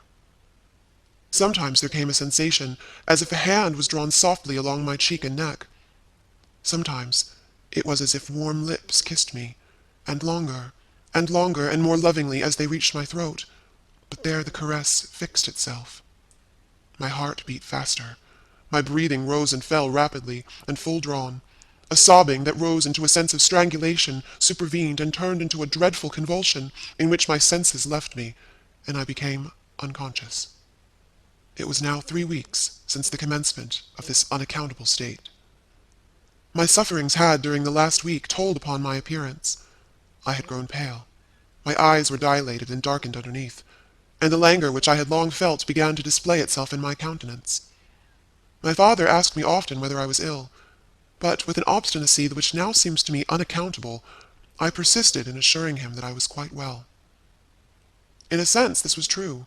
I had no pain. I could complain of no bodily derangement. My complaint seemed to be one of the imagination, or the nerves, and horrible as my sufferings were, I kept them, with a morbid reserve, very nearly to myself. It could not be that terrible complaint which the peasants called the oupire, for I had now been suffering for 3 weeks, and they were seldom ill for much more than 3 days, when death put an end to their miseries. Carmilla complained of dreams and feverish sensations, but by no means of so alarming a kind as mine. I say that mine were extremely alarming. Had I been capable of comprehending my condition, I would have invoked aid and advice on my knees. The narcotic of an unsuspected influence was acting upon me, and my perceptions were benumbed. I am going to tell you now of a dream that led immediately to an odd discovery. One night, instead of the voice I was accustomed to hear in the dark, I heard one, sweet and tender, and at the same time terrible, which said, "Your mother warns you to be aware of the assassin." At the same time a light unexpectedly sprang up, and I saw Carmilla, standing near the foot of my bed in her white nightdress, bathed, from her chin to her feet, in one great stain of blood. I wakened with a shriek, possessed with the idea that Carmilla was being murdered. I remember springing from my bed, and my next recollection is that of standing on the lobby crying for help. Madame and Mademoiselle came scurrying out of their rooms in alarm. A lamp burned always on the lobby, and seeing me, they soon learned the cause of my terror. I insisted on our knocking at Carmilla's door. Our knocking was unanswered. It soon became a pounding and an uproar. We shrieked her name, but all was vain. We all grew frightened, for the door was locked. We hurried back in panic to my room. There we rang the bell long and furiously. If my father's room had been at that side of the house, we would have called him up at once to our aid. But alas, he was quite out of hearing, and to reach him involved an excursion for which we none of us had courage. Servants, however, soon came running up the stairs. I had got on my dressing gown and slippers meanwhile, and my companions were already similarly furnished. Recognizing the voices of the servants on the lobby, we sallied out together. and having renewed as fruitlessly our summons at Carmilla's door, I ordered the men to force the lock. They did so, and we stood, holding our lights aloft in the doorway, and so stared into the room. We called her by name, but there was still no reply. We looked round the room. Everything was undisturbed. It was exactly in the state in which I had left it on bidding her good night. But Carmilla was gone. Chapter 8. Search. At sight of the room, perfectly undisturbed except for our violent entrance, we began to cool a little, and soon recovered our senses sufficiently to dismiss the men. It had struck Mademoiselle that possibly Carmilla had been wakened by the uproar at her door, and in her first panic had jumped from her bed and hid herself in a press or behind a curtain, from which she could not, of course, emerge until the major domo and his myrmidons had withdrawn. We now recommenced our search, and began to call her name again. It was all to no purpose. Our perplexity and agitation increased. We examined the windows, but they were secured. I implored of Carmilla, if she had concealed herself, to play this cruel trick no longer, to come out and to end our anxieties. It was all useless. I was by this time convinced that she was not in the room, nor in the dressing-room, the door of which was still locked on this side. She could not have passed it. I was utterly puzzled. Had Carmilla discovered one of those secret passages which the old housekeeper said were known to exist in the Schloss, although the tradition of their exact situation had been lost? A little time would, no doubt, explain all. Utterly perplexed as, for the present, we were. It was past 4 o'clock, and I preferred passing the remaining hours of darkness in Madame's room. Daylight brought no solution of the difficulty. The whole household, with my father at its head, was in a state of agitation next morning. Every part of the chateau was searched. The grounds were explored. No trace of the missing lady could be discovered. The stream was about to be dragged. My father was in distraction. What a tale to have to tell the poor girl's mother on her return! I, too, was almost beside myself, though my grief was of quite a different kind.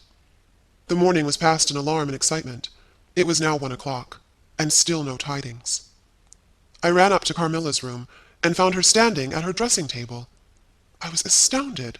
I could not believe my eyes. She beckoned to me with her pretty finger in silence. Her face expressed extreme fear. I ran to her in an ecstasy of joy. I kissed and embraced her again and again. I ran to the bell and rang it vehemently to bring others to the spot who might at once relieve my father's anxiety.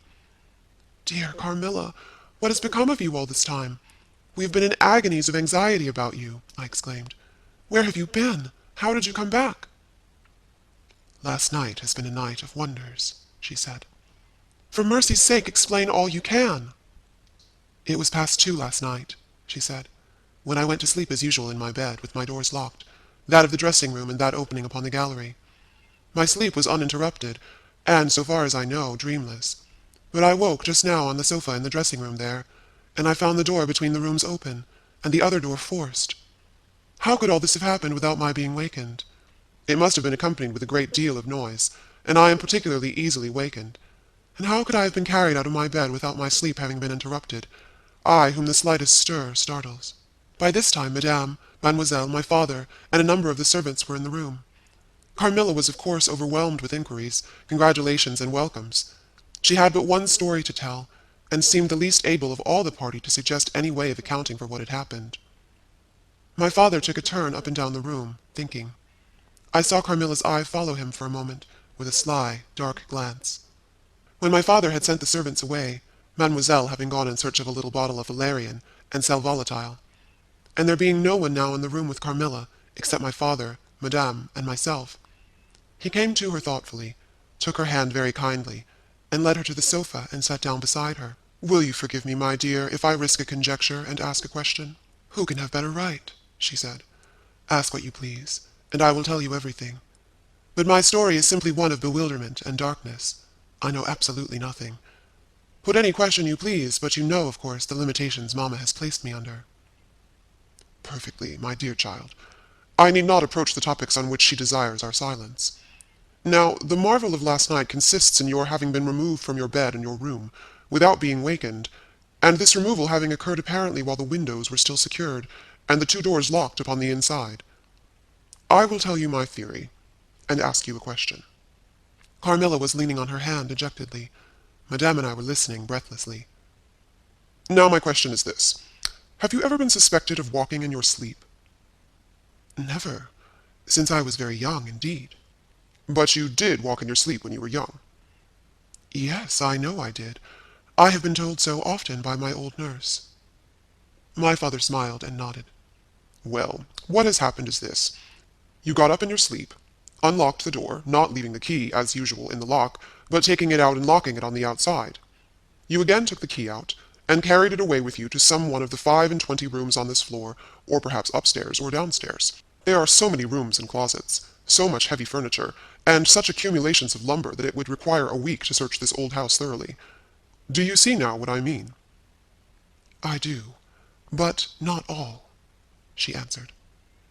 And how, Papa, do you account for her finding herself on the sofa in the dressing room, which we had searched so carefully? She came there after you had searched it, still in her sleep, and at last awoke spontaneously, and was as much surprised to find herself where she was as anyone else. I wish all mysteries were as easily and innocently explained as yours, Carmilla, he said, laughing. And so we may congratulate ourselves on the certainty that the most natural explanation of the occurrence is one that involves no drugging, no tampering with locks, no burglars or poisoners or witches, nothing that need alarm Carmilla or anyone else for our safety. Carmilla was looking charmingly. Nothing could be more beautiful than her tints. Her beauty was, I think, enhanced by that graceful languor that was peculiar to her. I think my father was silently contrasting her looks with mine, for he said, I wish my poor Laura was looking more like herself. And he sighed. So our alarms were happily ended, and Carmilla restored to her friends. Chapter 9. The Doctor. As Carmilla would not hear of an attendant sleeping in her room, my father arranged that a servant should sleep outside her door, so that she would not attempt to make another such excursion without being arrested at her own door. That night passed quietly, and next morning early the doctor, whom my father had sent for without telling me a word about it, arrived to see me. Madame accompanied me to the library, and there the grave little doctor, with white hair and spectacles, whom I mentioned before, was waiting to receive me. I told him my story, and as I proceeded he grew graver and graver. We were standing, he and I, in the recess of one of the windows, facing one another. When my statement was over, he leaned with his shoulders against the wall, and with his eyes fixed on me earnestly, with an interest in which was a dash of horror. After a minute's reflection, he asked Madame if he could see my father. He was sent for accordingly, and as he entered, smiling, he said, I dare say, Doctor, you are going to tell me that I am an old fool for having brought you here. I hope I am. But his smile faded into shadow as the doctor, with a very grave face, beckoned to him. He and the doctor talked for some time in the same recess where I had just conferred with the physician. It seemed an earnest and argumentative conversation. The room is very large, and I and Madame stood together, burning with curiosity, at the farther end. Not a word could we hear, however, for they spoke in a very low tone, and the deep recess of the window quite concealed the doctor from view, and very nearly my father, whose foot, arm, and shoulder only we could see, and the voices were, I suppose, all the less audible for the sort of closet which the thick wall and window formed. After a time my father's face looked into the room. It was pale, thoughtful, and, I fancied, agitated. Laura, dear, come here for a moment. Madame, we shan't trouble you, the doctor says, at present. Accordingly I approached, for the first time a little alarmed, for although I felt very weak, I did not feel ill, and strength, one always fancies, is a thing that may be picked up when we please. My father held out his hand to me, as I drew near, but he was looking at the doctor, and he said, It certainly is very odd.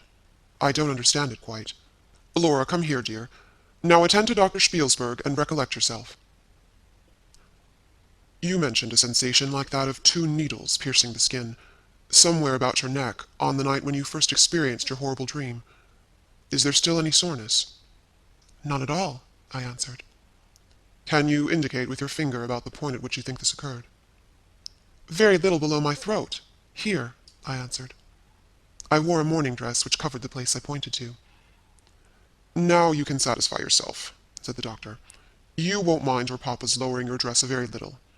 It is necessary, to detect a symptom of the complaint under which you have been suffering.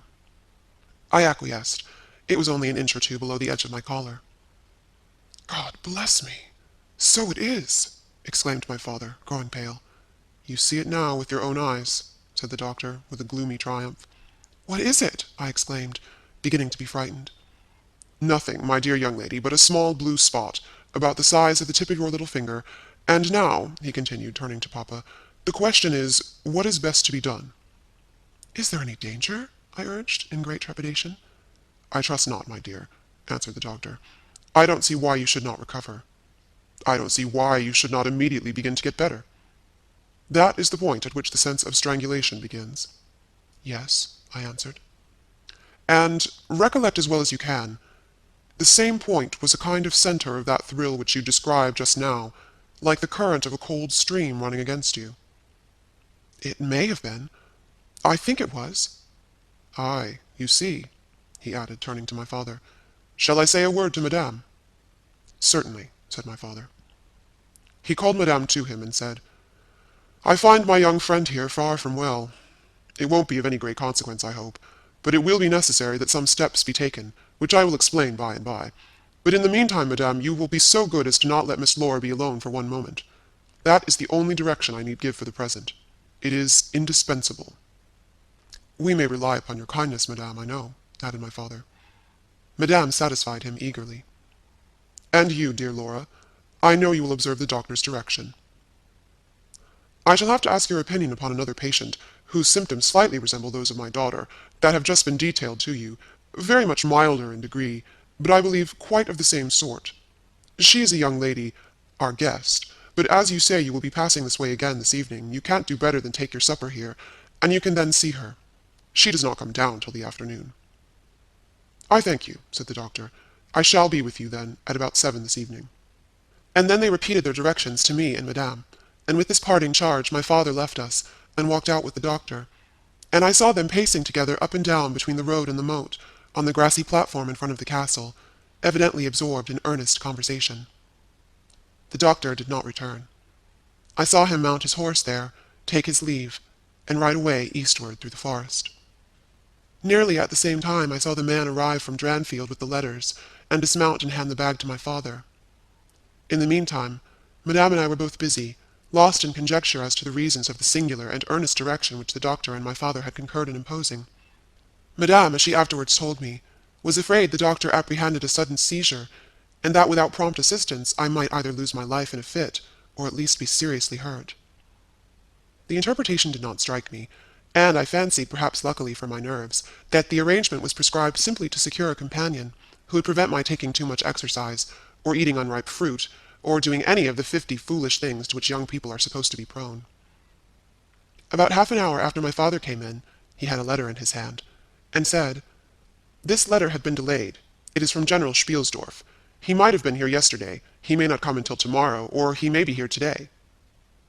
He put the letter into my hand, but he did not look pleased, as he used when a guest, especially one so much loved as the General, was coming. On the contrary, he looked as if he wished him at the bottom of the Red Sea. There was plainly something on his mind which he did not choose to divulge. Papa, darling, will you tell me this? Said I, suddenly laying my hand on his arm, and looking, I am sure, imploringly in his face. Perhaps, he answered, smoothing my hair caressingly over my eyes. Does the doctor think me very ill? No, dear. He thinks, if right steps are taken, you will be quite well again, at least on the high road to a complete recovery in a day or two, he answered a little dryly. I wish our good friend the General had chosen any other time. That is, I wish you had been perfectly well to receive him. But do tell me, Papa, I insisted. What does he think is the matter with me? Nothing. You must not plague me with questions, he answered, with more irritation than I ever remember him to have displayed before. And seeing that I looked wounded, I suppose, he kissed me and added, You shall know all about it in a day or two. That is, all that I know.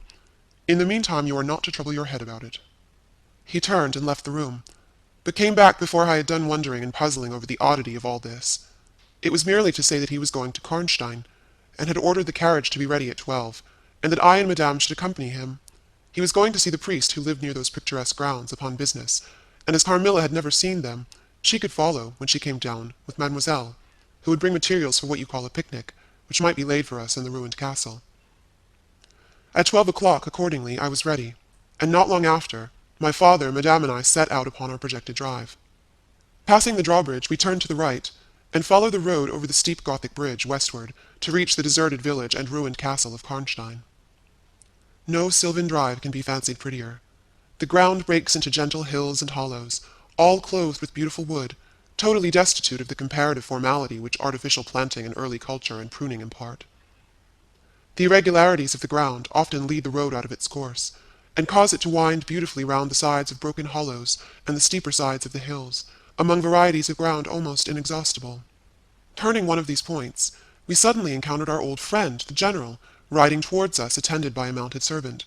His portmanteaus were following in a hired wagon, such as we term a cart. The general dismounted as we pulled up, and after the usual greetings, was easily persuaded to accept the vacant seat in the carriage, and send his horse on with his servant to the Schloss. Chapter 10. Bereaved. It was about 10 months since we had last seen him, but that time had sufficed to make an alteration of years in his appearance. He had grown thinner. Something of gloom and anxiety had taken the place of that cordial serenity which used to characterize his features. His dark blue eyes, always penetrating, now gleamed with a sterner light from under his shaggy gray eyebrows. It was not such a change as grief alone usually induces, and angrier passions seemed to have had their share in bringing it about. We had not long resumed our drive, when the general began to talk, with his usual soldierly directness, of the bereavement, as he termed it, which he had sustained in the death of his beloved niece and ward.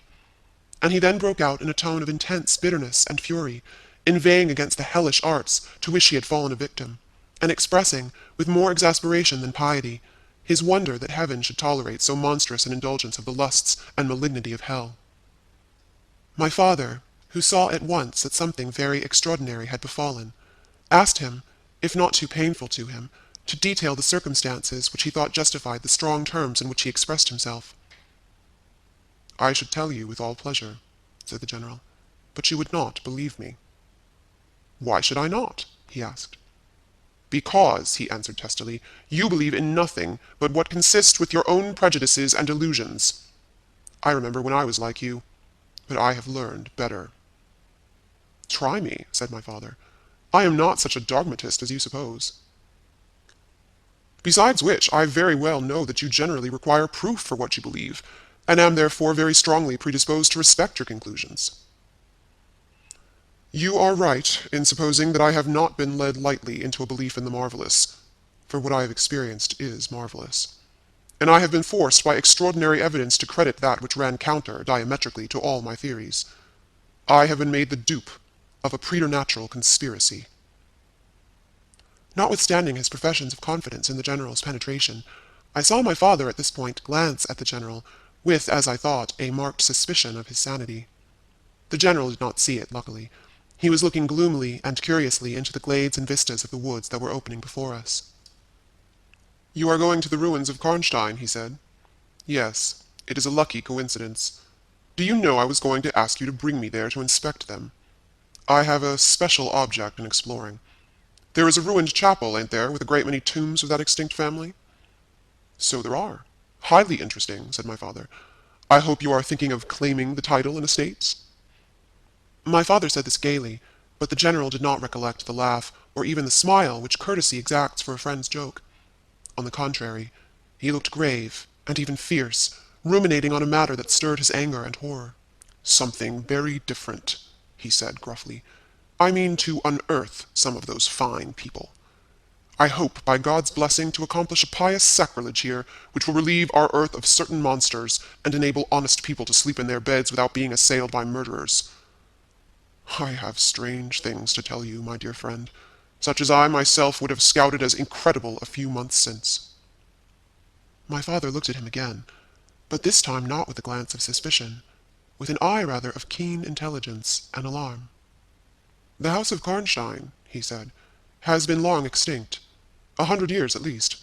My dear wife was maternally descended from the Karnsteins, but the name and title have long ceased to exist. The castle is a ruin. The very village is deserted. It is 50 years since the smoke of a chimney was seen there. Not a roof left." "Quite true. I have heard a great deal about that since I last saw you, a great deal that will astonish you. But I had better relate everything in the order in which it occurred," said the general. "You saw my dear ward, my child, I may call her. No creature could have been more beautiful, and only 3 months ago none more blooming." "Yes, poor thing. When I saw her last she certainly was quite lovely," said my father. "I was grieved and shocked more than I can tell you, my dear friend. I knew what a blow it was to you." He took the general's hand, and they exchanged a kind pressure. Tears gathered in the old soldier's eyes. He did not seek to conceal them. He said, "We have been very old friends. I knew you would feel for me, childless as I am. She had become an object of very near interest to me, and repaid my care by an affection that cheered my home and made my life happy. That is all gone. The years that remain to me on earth may not be very long, but by God's mercy I hope to accomplish a service to mankind before I die, and to subserve the vengeance of heaven upon the fiends who have murdered my poor child in the spring of her hopes and beauty." "You said just now that you intended relating everything as it occurred," said my father. "Pray do. I assure you that it is not mere curiosity that prompts me." By this time we had reached the point at which the Drunstall road, by which the general had come, diverges from the road which we were travelling to Karnstein. "How far is it to the ruins?" inquired the general, looking anxiously forward. "About half a league," answered my father. "Pray, let us hear the story you were so good as to promise." Chapter 11. The Story. "With all my heart," said the general, with an effort. And after a short pause in which to arrange his subject, he commenced one of the strangest narratives I ever heard.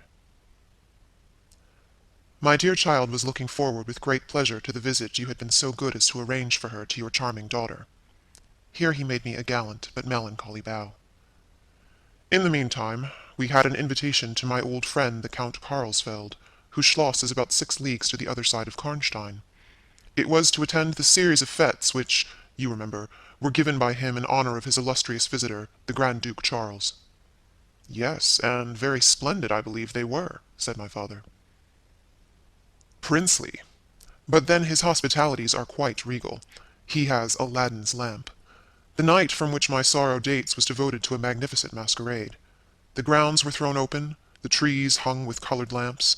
There was such a display of fireworks as Paris itself had never witnessed. And such music. Music, you know, is my weakness. Such ravishing music. The finest instrumental band, perhaps, in the world, and the finest singers who could be collected from all the great operas in Europe. As you wandered through these fantastically illuminated grounds, the moon-lighted chateau throwing a rosy light from its long rows of windows, you would suddenly hear these ravishing voices stealing from the silence of some grove, or rising from boats upon the lake. I felt myself, as I looked and listened, carried back into the romance and poetry of my early youth. When the fireworks were ended, and the ball beginning, we returned to the noble suite of rooms that were thrown open to the dancers. A masked ball, you know, is a beautiful sight, but so brilliant a spectacle of the kind I never saw before. It was a very aristocratic assembly. I was myself almost the only nobody present. My dear child was looking quite beautiful. She wore no mask. Her excitement and delight added an unspeakable charm to her features, always lovely. I remarked a young lady, dressed magnificently, but wearing a mask, who appeared to me to be observing my ward with extraordinary interest. I had seen her, earlier in the evening, in the great hall, and again for a few minutes walking near us, on the terrace under the castle windows, similarly employed.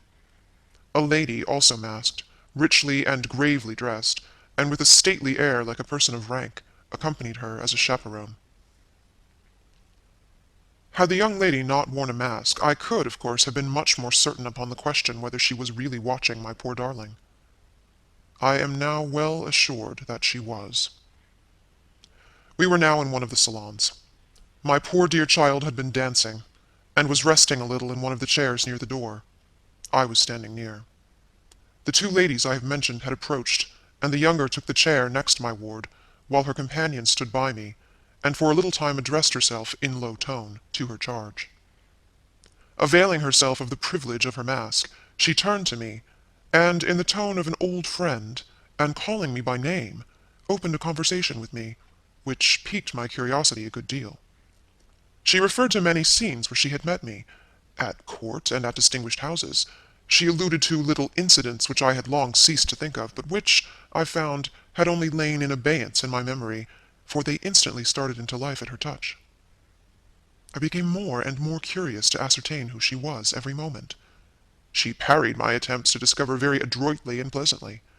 The knowledge she showed of many passages in my life seemed to me all but unaccountable, and she appeared to take a not unnatural pleasure in foiling my curiosity, and in seeing me flounder in my eager perplexity from one conjecture to another. In the meantime, the young lady, whom her mother called by the odd name of Millarca, when she once or twice addressed her, had, with the same ease and grace, got into conversation with my ward. She introduced herself by saying that her mother was a very old acquaintance of mine. She spoke of the agreeable audacity which a mask rendered practicable. She talked like a friend. She admired her dress, and insinuated very prettily her admiration of her beauty. She amused her with laughing criticisms upon the people who crowded the ballroom, and laughed at my poor child's fun.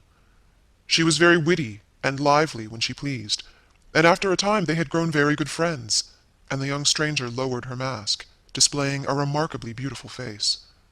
I had never seen it before, neither had my dear child. But though it was new to us, the features were so engaging, as well as lovely, that it was impossible not to feel the attraction powerfully.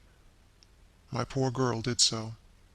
I never saw anyone more taken with another at first sight, unless indeed it was the stranger herself, who seemed quite to have lost her heart to her.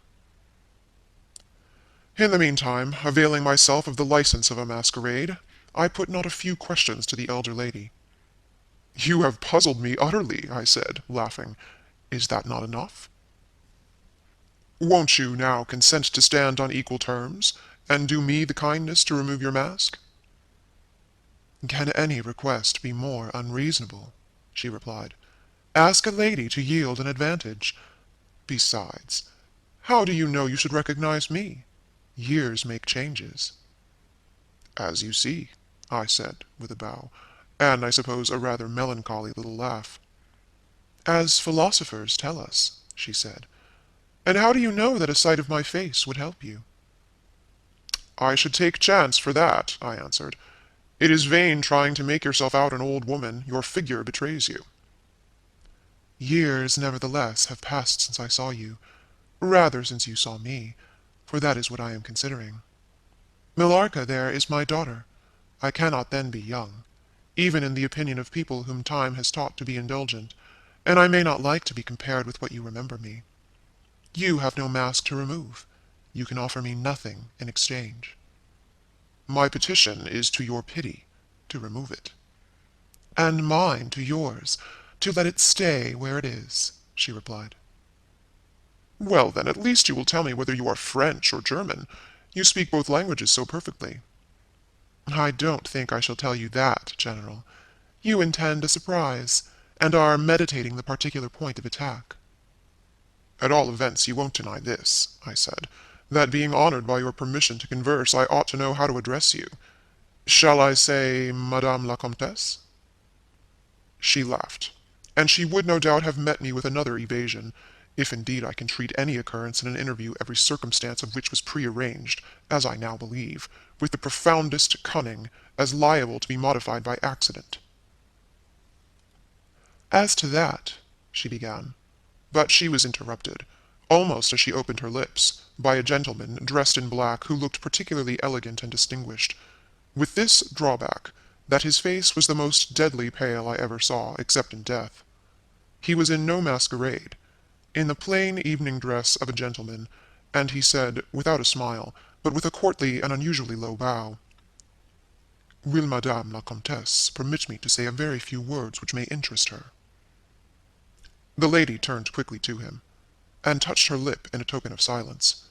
She then said to me, "Keep my place for me, General. I shall return when I have said a few words." And with this injunction, playfully given, she walked a little aside with the gentleman in black, and talked for some minutes, apparently very earnestly. They then walked away slowly together in the crowd, and I lost them for some minutes.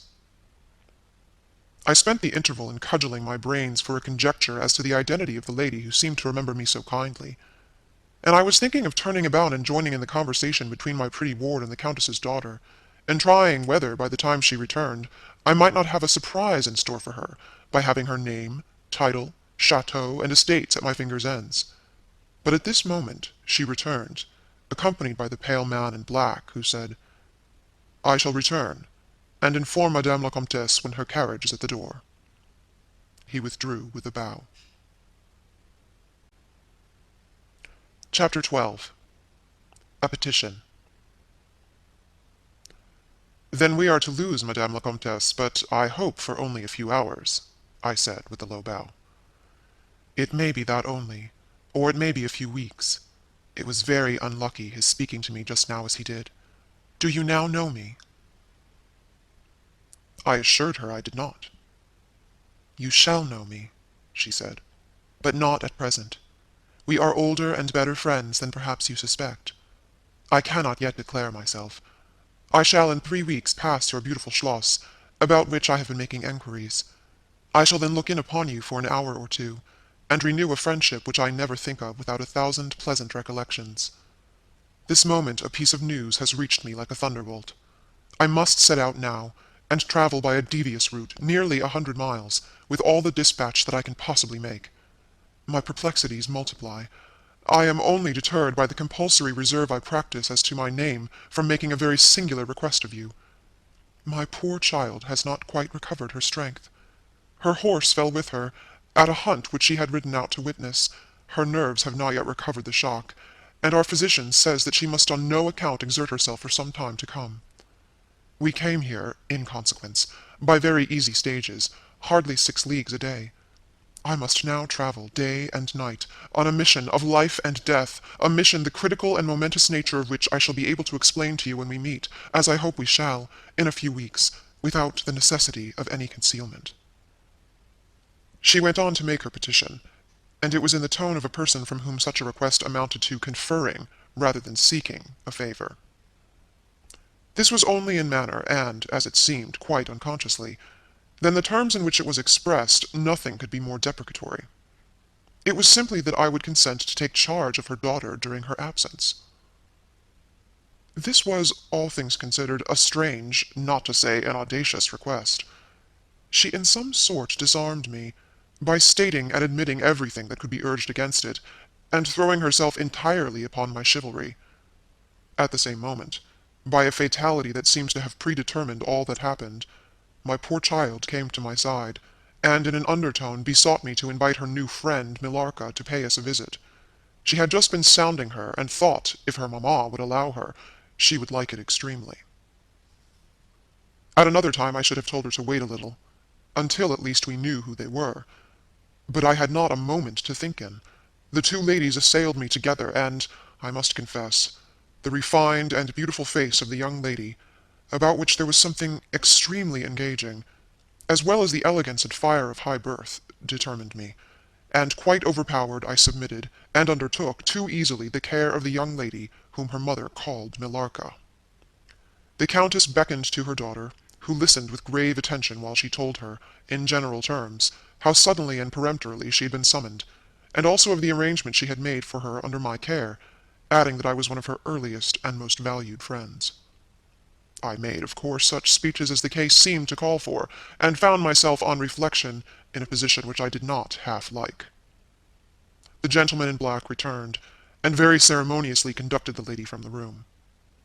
The demeanor of this gentleman was such as to impress me with the conviction that the Countess was a lady of very much more importance than her modest title alone might have led me to assume. Her last charge to me was that no attempt was to be made to learn more about her than I might have already guessed, until her return. Our distinguished host, whose guest she was, knew her reasons. "But here," she said, "neither I nor my daughter could safely remain for more than a day. I removed my mask imprudently for a moment about an hour ago, and, too late, I fancied you saw me. So I resolved to seek an opportunity of talking a little to you. Had I found out that you had seen me, I would have thrown myself on your high sense of honor to keep my secret some weeks. As it is, I am satisfied that you did not see me. But if you now suspect, or, on reflection, should suspect who I am, I commit myself, in like manner, entirely to your honor. My daughter will observe the same secrecy, and I well know that you will, from time to time, remind her, lest she should thoughtlessly disclose it." She whispered a few words to her daughter, kissed her hurriedly twice, and went away, accompanied by the pale gentleman in black, and disappeared in the crowd. "In the next room," said Millarca, "there is a window that looks upon the hall door. I should like to see the last of mamma, and to kiss my hand to her." We assented, of course, and accompanied her to the window. We looked out and saw a handsome old-fashioned carriage, with a troop of couriers and footmen. We saw the slim figure of the pale gentleman in black as he held a thick velvet cloak, and placed it about her shoulders and threw the hood over her head. She nodded to him, and just touched his hand with hers. He bowed low repeatedly as the door closed, and the carriage began to move. "She is gone," said Millarca with a sigh. "She is gone," I repeated to myself, for the first time, in the hurried moments that had elapsed since my consent, reflecting upon the folly of my act. "She did not look up," said the young lady, plaintively. "The Countess had taken off her mask, perhaps, and did not care to show her face," I said, "and she could not know that you were in the window." She sighed and looked in my face. She was so beautiful that I relented. I was sorry I had for a moment repented of my hospitality, and I determined to make her amends for the unavowed churlishness of my reception. The young lady, replacing her mask, joined my ward in persuading me to return to the grounds, where the concert was soon to be renewed. We did so, and walked up and down the terrace that lies under the castle windows.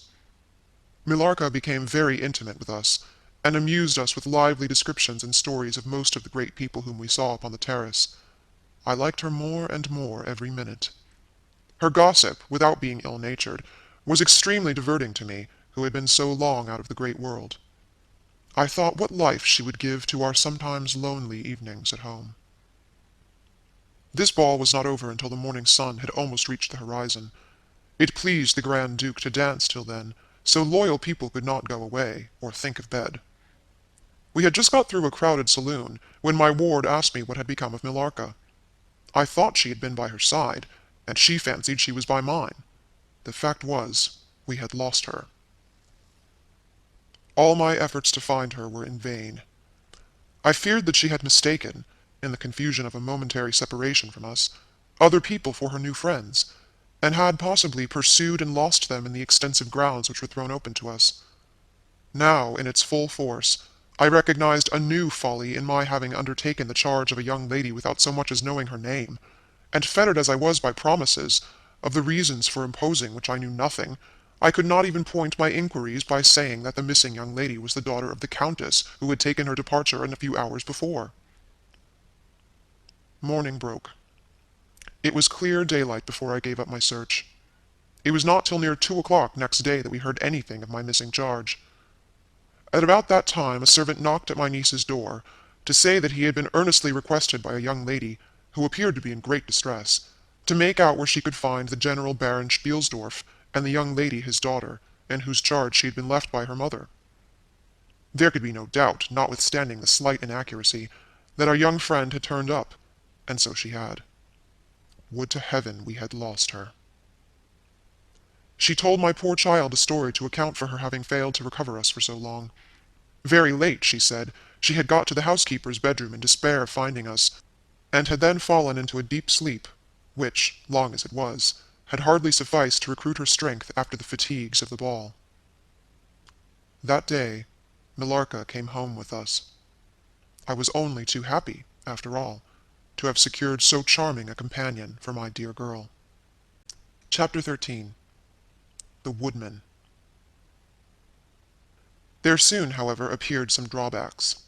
In the first place, Millarca complained of extreme languor, the weakness that remained after her late illness, and she never emerged from her room till the afternoon was pretty far advanced. In the next place, it was accidentally discovered, although she always locked her door on the inside, and never disturbed the key from its place till she admitted the maid to assist at her toilet, that she was undoubtedly sometimes absent from her room in the very early morning, and at various times later in the day, before she wished it to be understood that she was stirring. She was repeatedly seen from the windows of the Schloss, in the first faint grey of the morning, walking through the trees, in an easterly direction, and looking like a person in a trance. This convinced me that she walked in her sleep. But this hypothesis did not solve the puzzle. How did she pass out from her room, leaving the door locked on the inside? How did she escape from the house without unbarring door or window? In the midst of my perplexities, an anxiety of a far more urgent kind presented itself. My dear child began to lose her looks and health, and that in a manner so mysterious and even horrible that I became thoroughly frightened. She was at first visited by appalling dreams. Then, as she fancied, by a spectre, sometimes resembling Millarca, sometimes in the shape of a beast, indistinctly seen walking round the foot of her bed from side to side. Lastly came sensations. One, not unpleasant, but very peculiar, she said, resembled the flow of an icy stream against her breast. At a later time, she felt something like a pair of large needles pierce her a little below the throat with a very sharp pain. A few nights after followed a gradual and convulsive sense of strangulation. Then came unconsciousness. I could hear distinctly every word the kind old general was saying, because by this time we were driving upon the short grass that spreads on either side of the road as you approach the roofless village, which had not shown the smoke of a chimney for more than half a century. You may guess how strangely I felt, as I heard my own symptoms so exactly described in those which had been experienced by the poor girl, who, but for the catastrophe which followed, would have been at that moment a visitor at my father's chateau. You may suppose, also, how I felt, as I heard him detail habits and mysterious peculiarities which were, in fact, those of our beautiful guest, Carmilla. A vista opened in the forest. We were on a sudden under the chimneys and gables of the ruined village, and the towers and battlements of the dismantled castle, round which gigantic trees are grouped, overhung us from a slight eminence.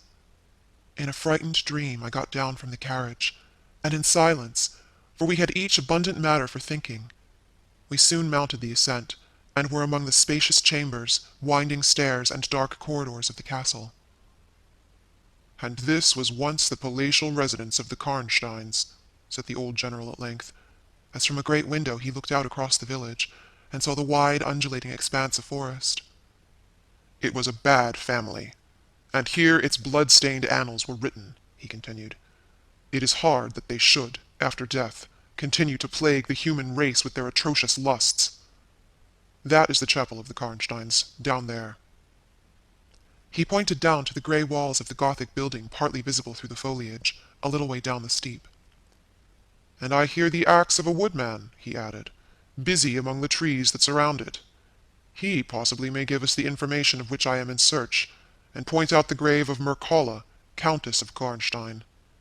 These rustics preserve the local traditions of great families, whose stories die out among the rich and titled so soon as the families themselves become extinct. We have a portrait at home of Mircalla, the Countess Karnstein. Should you like to see it?" asked my father. "Time enough, dear friend," replied the general. "I believe that I have seen the original, and one motive which has led me to you earlier than I first intended was to explore the chapel which we are now approaching." "What? See the Countess Mircalla?" exclaimed my father. "Why, she has been dead more than a century." "Not so dead as you fancy, I am told," answered the general.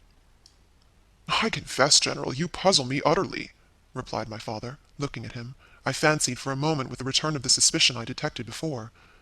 But although there was anger and detestation at times in the old general's manner, there was nothing flighty. "There remains to me," he said, as we passed under the heavy arch of the Gothic church, for its dimensions would have justified its being so styled, "but one object which can interest me during the few years that remain to me on earth, and that is to wreak on her the vengeance which I thank God may still be accomplished by a mortal man." "What vengeance can you mean?" asked my father, in increasing amazement. "I mean to decapitate the monster," he answered, with a fierce flush, and a stamp that echoed mournfully through the hollow ruin, and his clenched hand was at the same moment raised, as if it grasped the handle of an axe, while he shook it ferociously in the air. "What?" exclaimed my father, more than ever bewildered. "To strike her head off." "Cut her head off?" "Aye, with a hatchet, with a spade, or with anything that can cleave through her murderous throat. You shall hear," he answered, trembling with rage. And hurrying forward, he said, "That beam will answer for a seat. Your dear child is fatigued. Let her be seated, and I will in a few sentences close my dreadful story." The squared block of wood, which lay on the grass-grown pavement of the chapel, formed a bench on which I was very glad to seat myself, and in the meantime the general called to the woodman, who had been removing some boughs which leaned upon the old walls, and, axe in hand, the hardy old fellow stood before us. He could not tell us anything of these monuments, but there was an old man, he said, a ranger of this forest, at present sojourning in the house of the priest about 2 miles away, who could point out every monument of the old Karnstein family, and for a trifle he undertook to bring him back with him, if we would lend him one of our horses, in little more than half an hour. "Have you been long employed about this forest?" asked my father of the old man. "I have been a woodman here," he answered in his patois, "under the forester, all my days.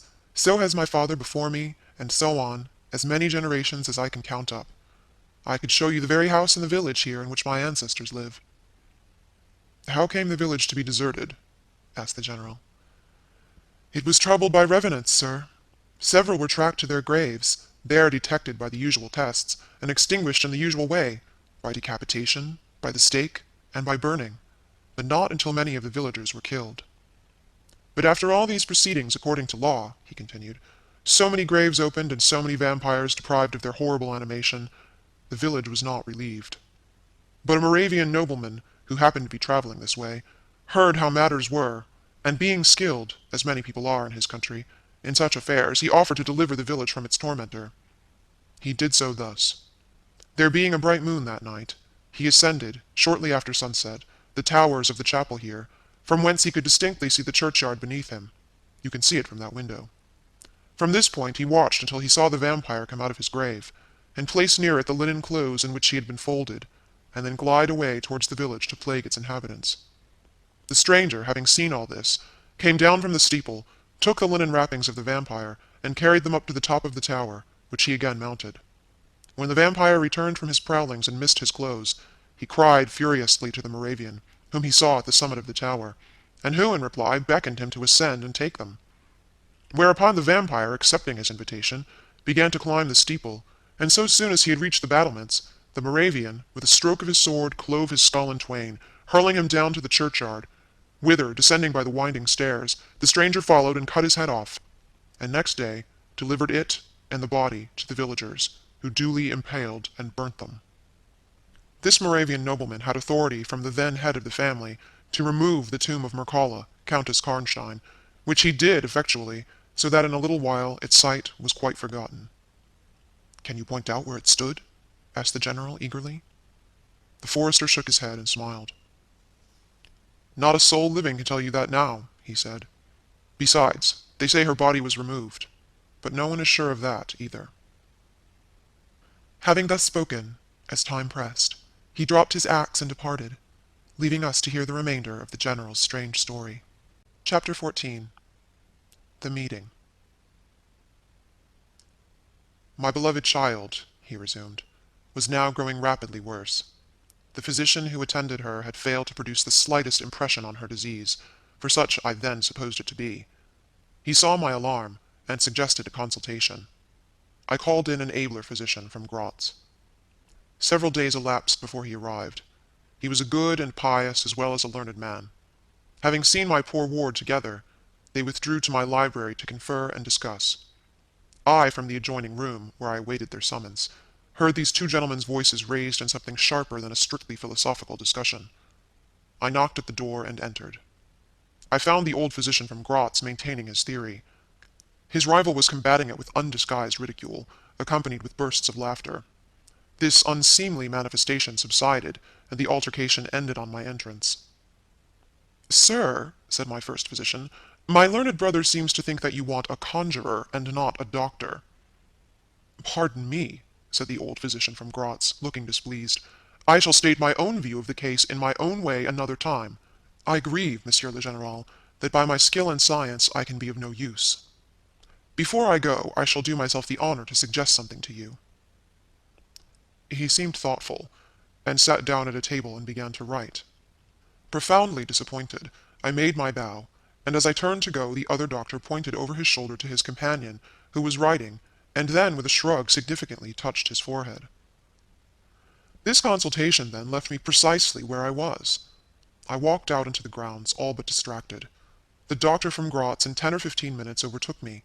He apologized for having followed me, but said that he could not conscientiously take his leave without a few words more. He told me that he could not be mistaken. No natural disease exhibited the same symptoms, and that death was already very near. There remained, however, a day, or possibly two, of life.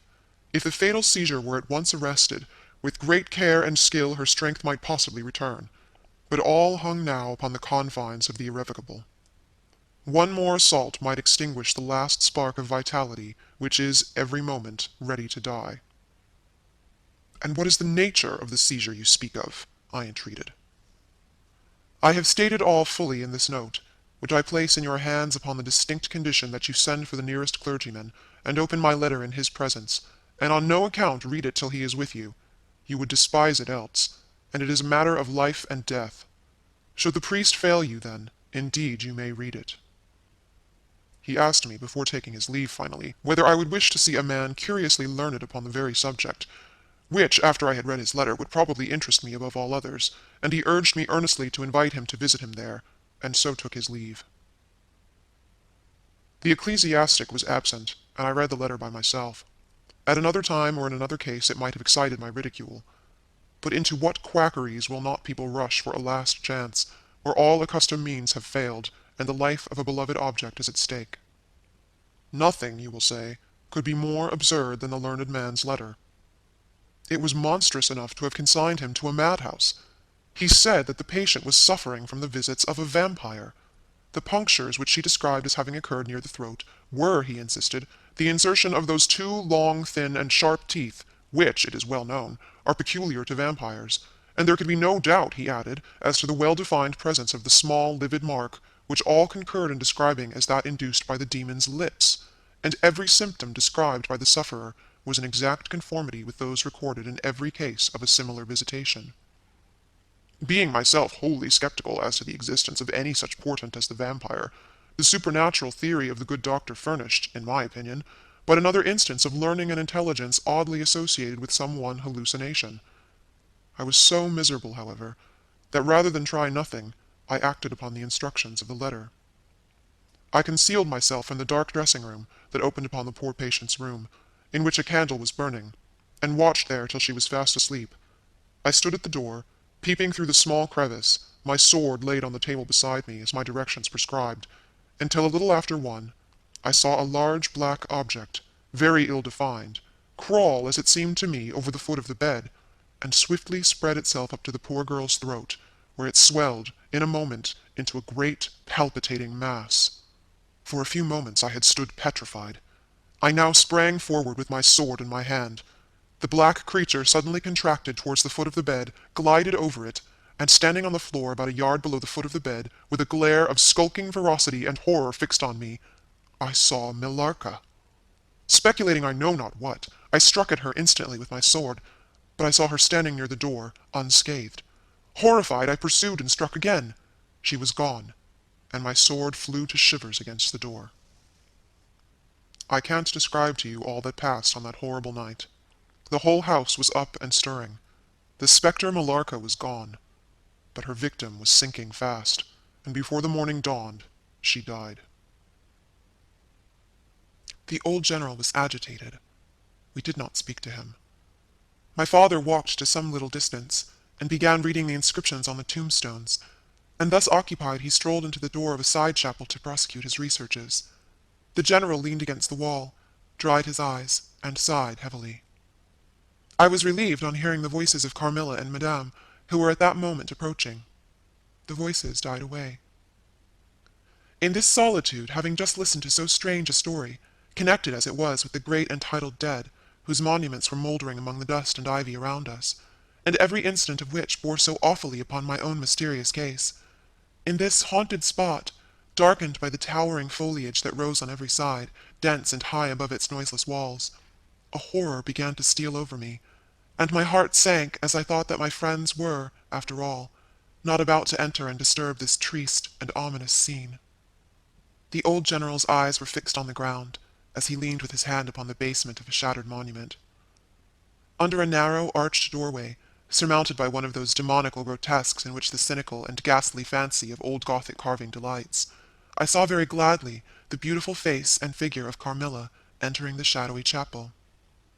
I was just about to rise and speak, and nodded smiling in answer to her peculiarly engaging smile, when with a cry the old man by my side caught up the woodman's hatchet and started forward. On seeing him, a brutalized change came over her features. It was an instantaneous and horrible transformation as she made a crouching step backwards. Before I could utter a scream, he struck at her with all his force, but she dived under his blow, and unscathed caught him in her tiny grasp by the wrist.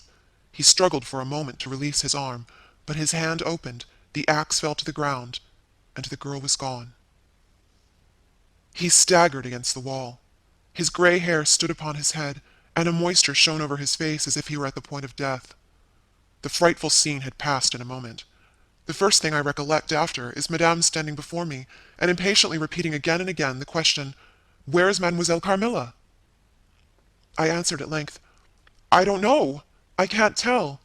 She went there," and I pointed to the door through which Madame had just entered, "only a minute or two since. But I have been standing there, in the passage, ever since Mademoiselle Carmilla entered, and she did not return." She then began to call, "Carmilla!" through every door and passage and from the windows, but no answer came. "She called herself Carmilla?" asked the general, still agitated. "Carmilla, yes," I answered. "Aye," he said. "That is Millarca. That is the same person who long ago was called Mircalla, Countess Karnstein. Depart from this accursed ground, my poor child, as quickly as you can. Drive to the clergyman's house and stay there till we come. Begone! May you never behold Carmilla more. You will not find her here." Chapter 15. Ordeal and Execution. As he spoke, one of the strangest-looking men I ever beheld entered the chapel at the door through which Carmilla had made her entrance and her exit. He was tall, narrow-chested, stooping, with high shoulders, and dressed in black. His face was brown, and dried in with deep furrows. He wore an oddly shaped hat with a broad leaf. His hair, long and grizzled, hung on his shoulders. He wore a pair of gold spectacles, and walked slowly, with an odd, shambling gait, with his face sometimes turned up to the sky, and sometimes bowed down towards the ground, seemed to wear a perpetual smile. His long, thin arms were swinging, and his lank hands, in old black gloves ever so much too wide for them, waving and gesticulating in utter abstraction. "The very man!" exclaimed the general, advancing with manifest delight. "My dear Baron, how happy I am to see you! I had no hope of meeting you so soon." He signed to my father, who had by this time returned, and leading the fantastic old gentleman, whom he called the Baron, to meet him.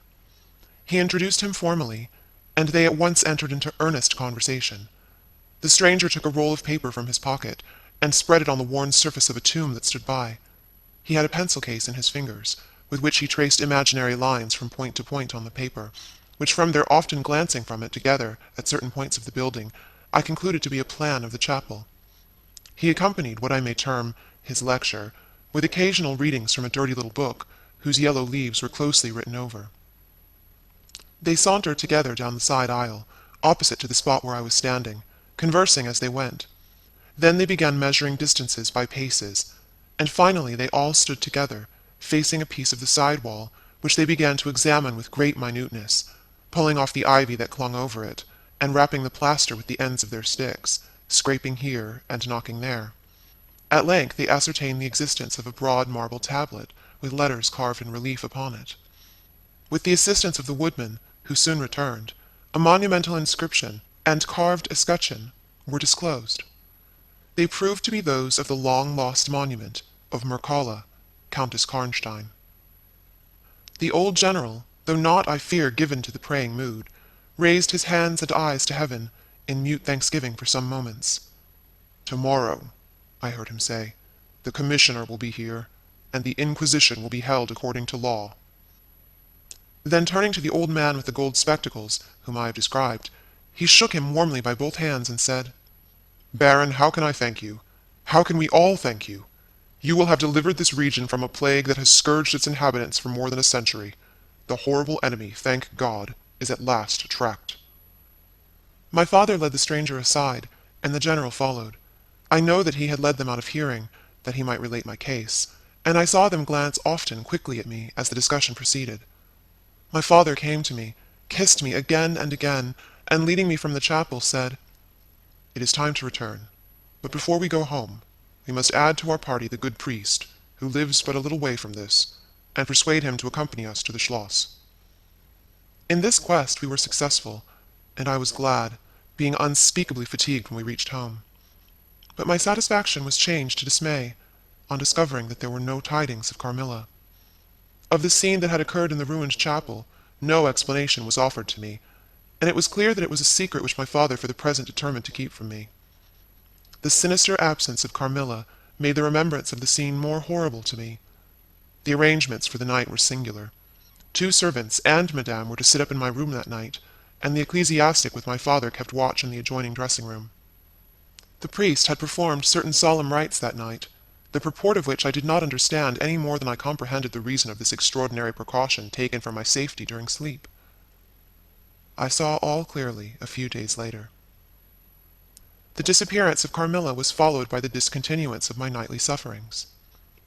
You have heard, no doubt, of the appalling superstition that prevails in Upper and Lower Styria, in Moravia, Silesia, in Turkish Serbia, in Poland, even in Russia, the superstition, so we must call it, of the vampire. If human testimony, taken with every care and solemnity, judicially, before commissions innumerable, each consisting of many members, all chosen for integrity and intelligence, and constituting reports more voluminous perhaps than exist upon any one other class of cases, is worth anything, it is difficult to deny, or even to doubt the existence of such a phenomenon as the vampire. For my part, I have heard no theory by which to explain what I myself have witnessed and experienced, other than that supplied by the ancient and well-attested belief of the country. The next day the formal proceedings took place in the chapel of Karnstein. The grave of the Countess Mircalla was opened, and the general and my father recognized each his perfidious and beautiful guest in the face now disclosed to view. The features, though 150 years had passed since her funeral, were tinted with the warmth of life. Her eyes were open. No cadaverous smell exhaled from the coffin. The 2 medical men, one officially present, the other on the part of the promoter of the inquiry, attested the marvelous fact that there was a faint but appreciable respiration and a corresponding action of the heart. The limbs were perfectly flexible, the flesh elastic, and the leaden coffin floated with blood, in which to a depth of 7 inches the body lay immersed. Here then were all the admitted signs and proofs of vampirism. The body, therefore, in accordance with the ancient practice, was raised, and a sharp stake driven through the heart of the vampire, who uttered a piercing shriek at the moment, in all respects such as might escape from a living person in the last agony. Then the head was struck off, and a torrent of blood flowed from the severed neck. The body and head was next placed on a pile of wood, and reduced to ashes, which were thrown upon the river and borne away, and that territory has never since been plagued by the visits of a vampire. My father has a copy of the report of the Imperial Commission, with the signatures of all who were present at these proceedings, attached in verification of the statement. It is from this official paper that I have summarized my account of this last shocking scene. Chapter 16. Conclusion. I write all this, you suppose, with composure, but far from it. I cannot think of it without agitation.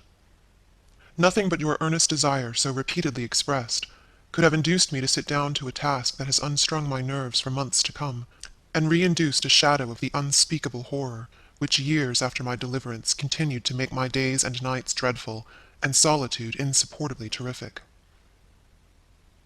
Let me add a word or 2 about that quaint Baron Vordenburg, to whose curious lore we were indebted for the discovery of the Countess Mircalla's grave. He had taken up his abode in Gratz, where, living upon a mere pittance, which was all that remained to him of the once princely estates of his family in Upper Styria, he devoted himself to the minute and laborious investigation of the marvelously authenticated tradition of vampirism. He had at his fingers' ends all the great and little works upon the subject. Magia Postuma, Phlegon de Mirabilibus, Augustinus de Cura pro Mortuis, Philosophicae et Christianae Cogitationes de Vampiris, by John Christopher Herrenberg, and 1,000 others, among which I remember only a few of those which he lent to my father.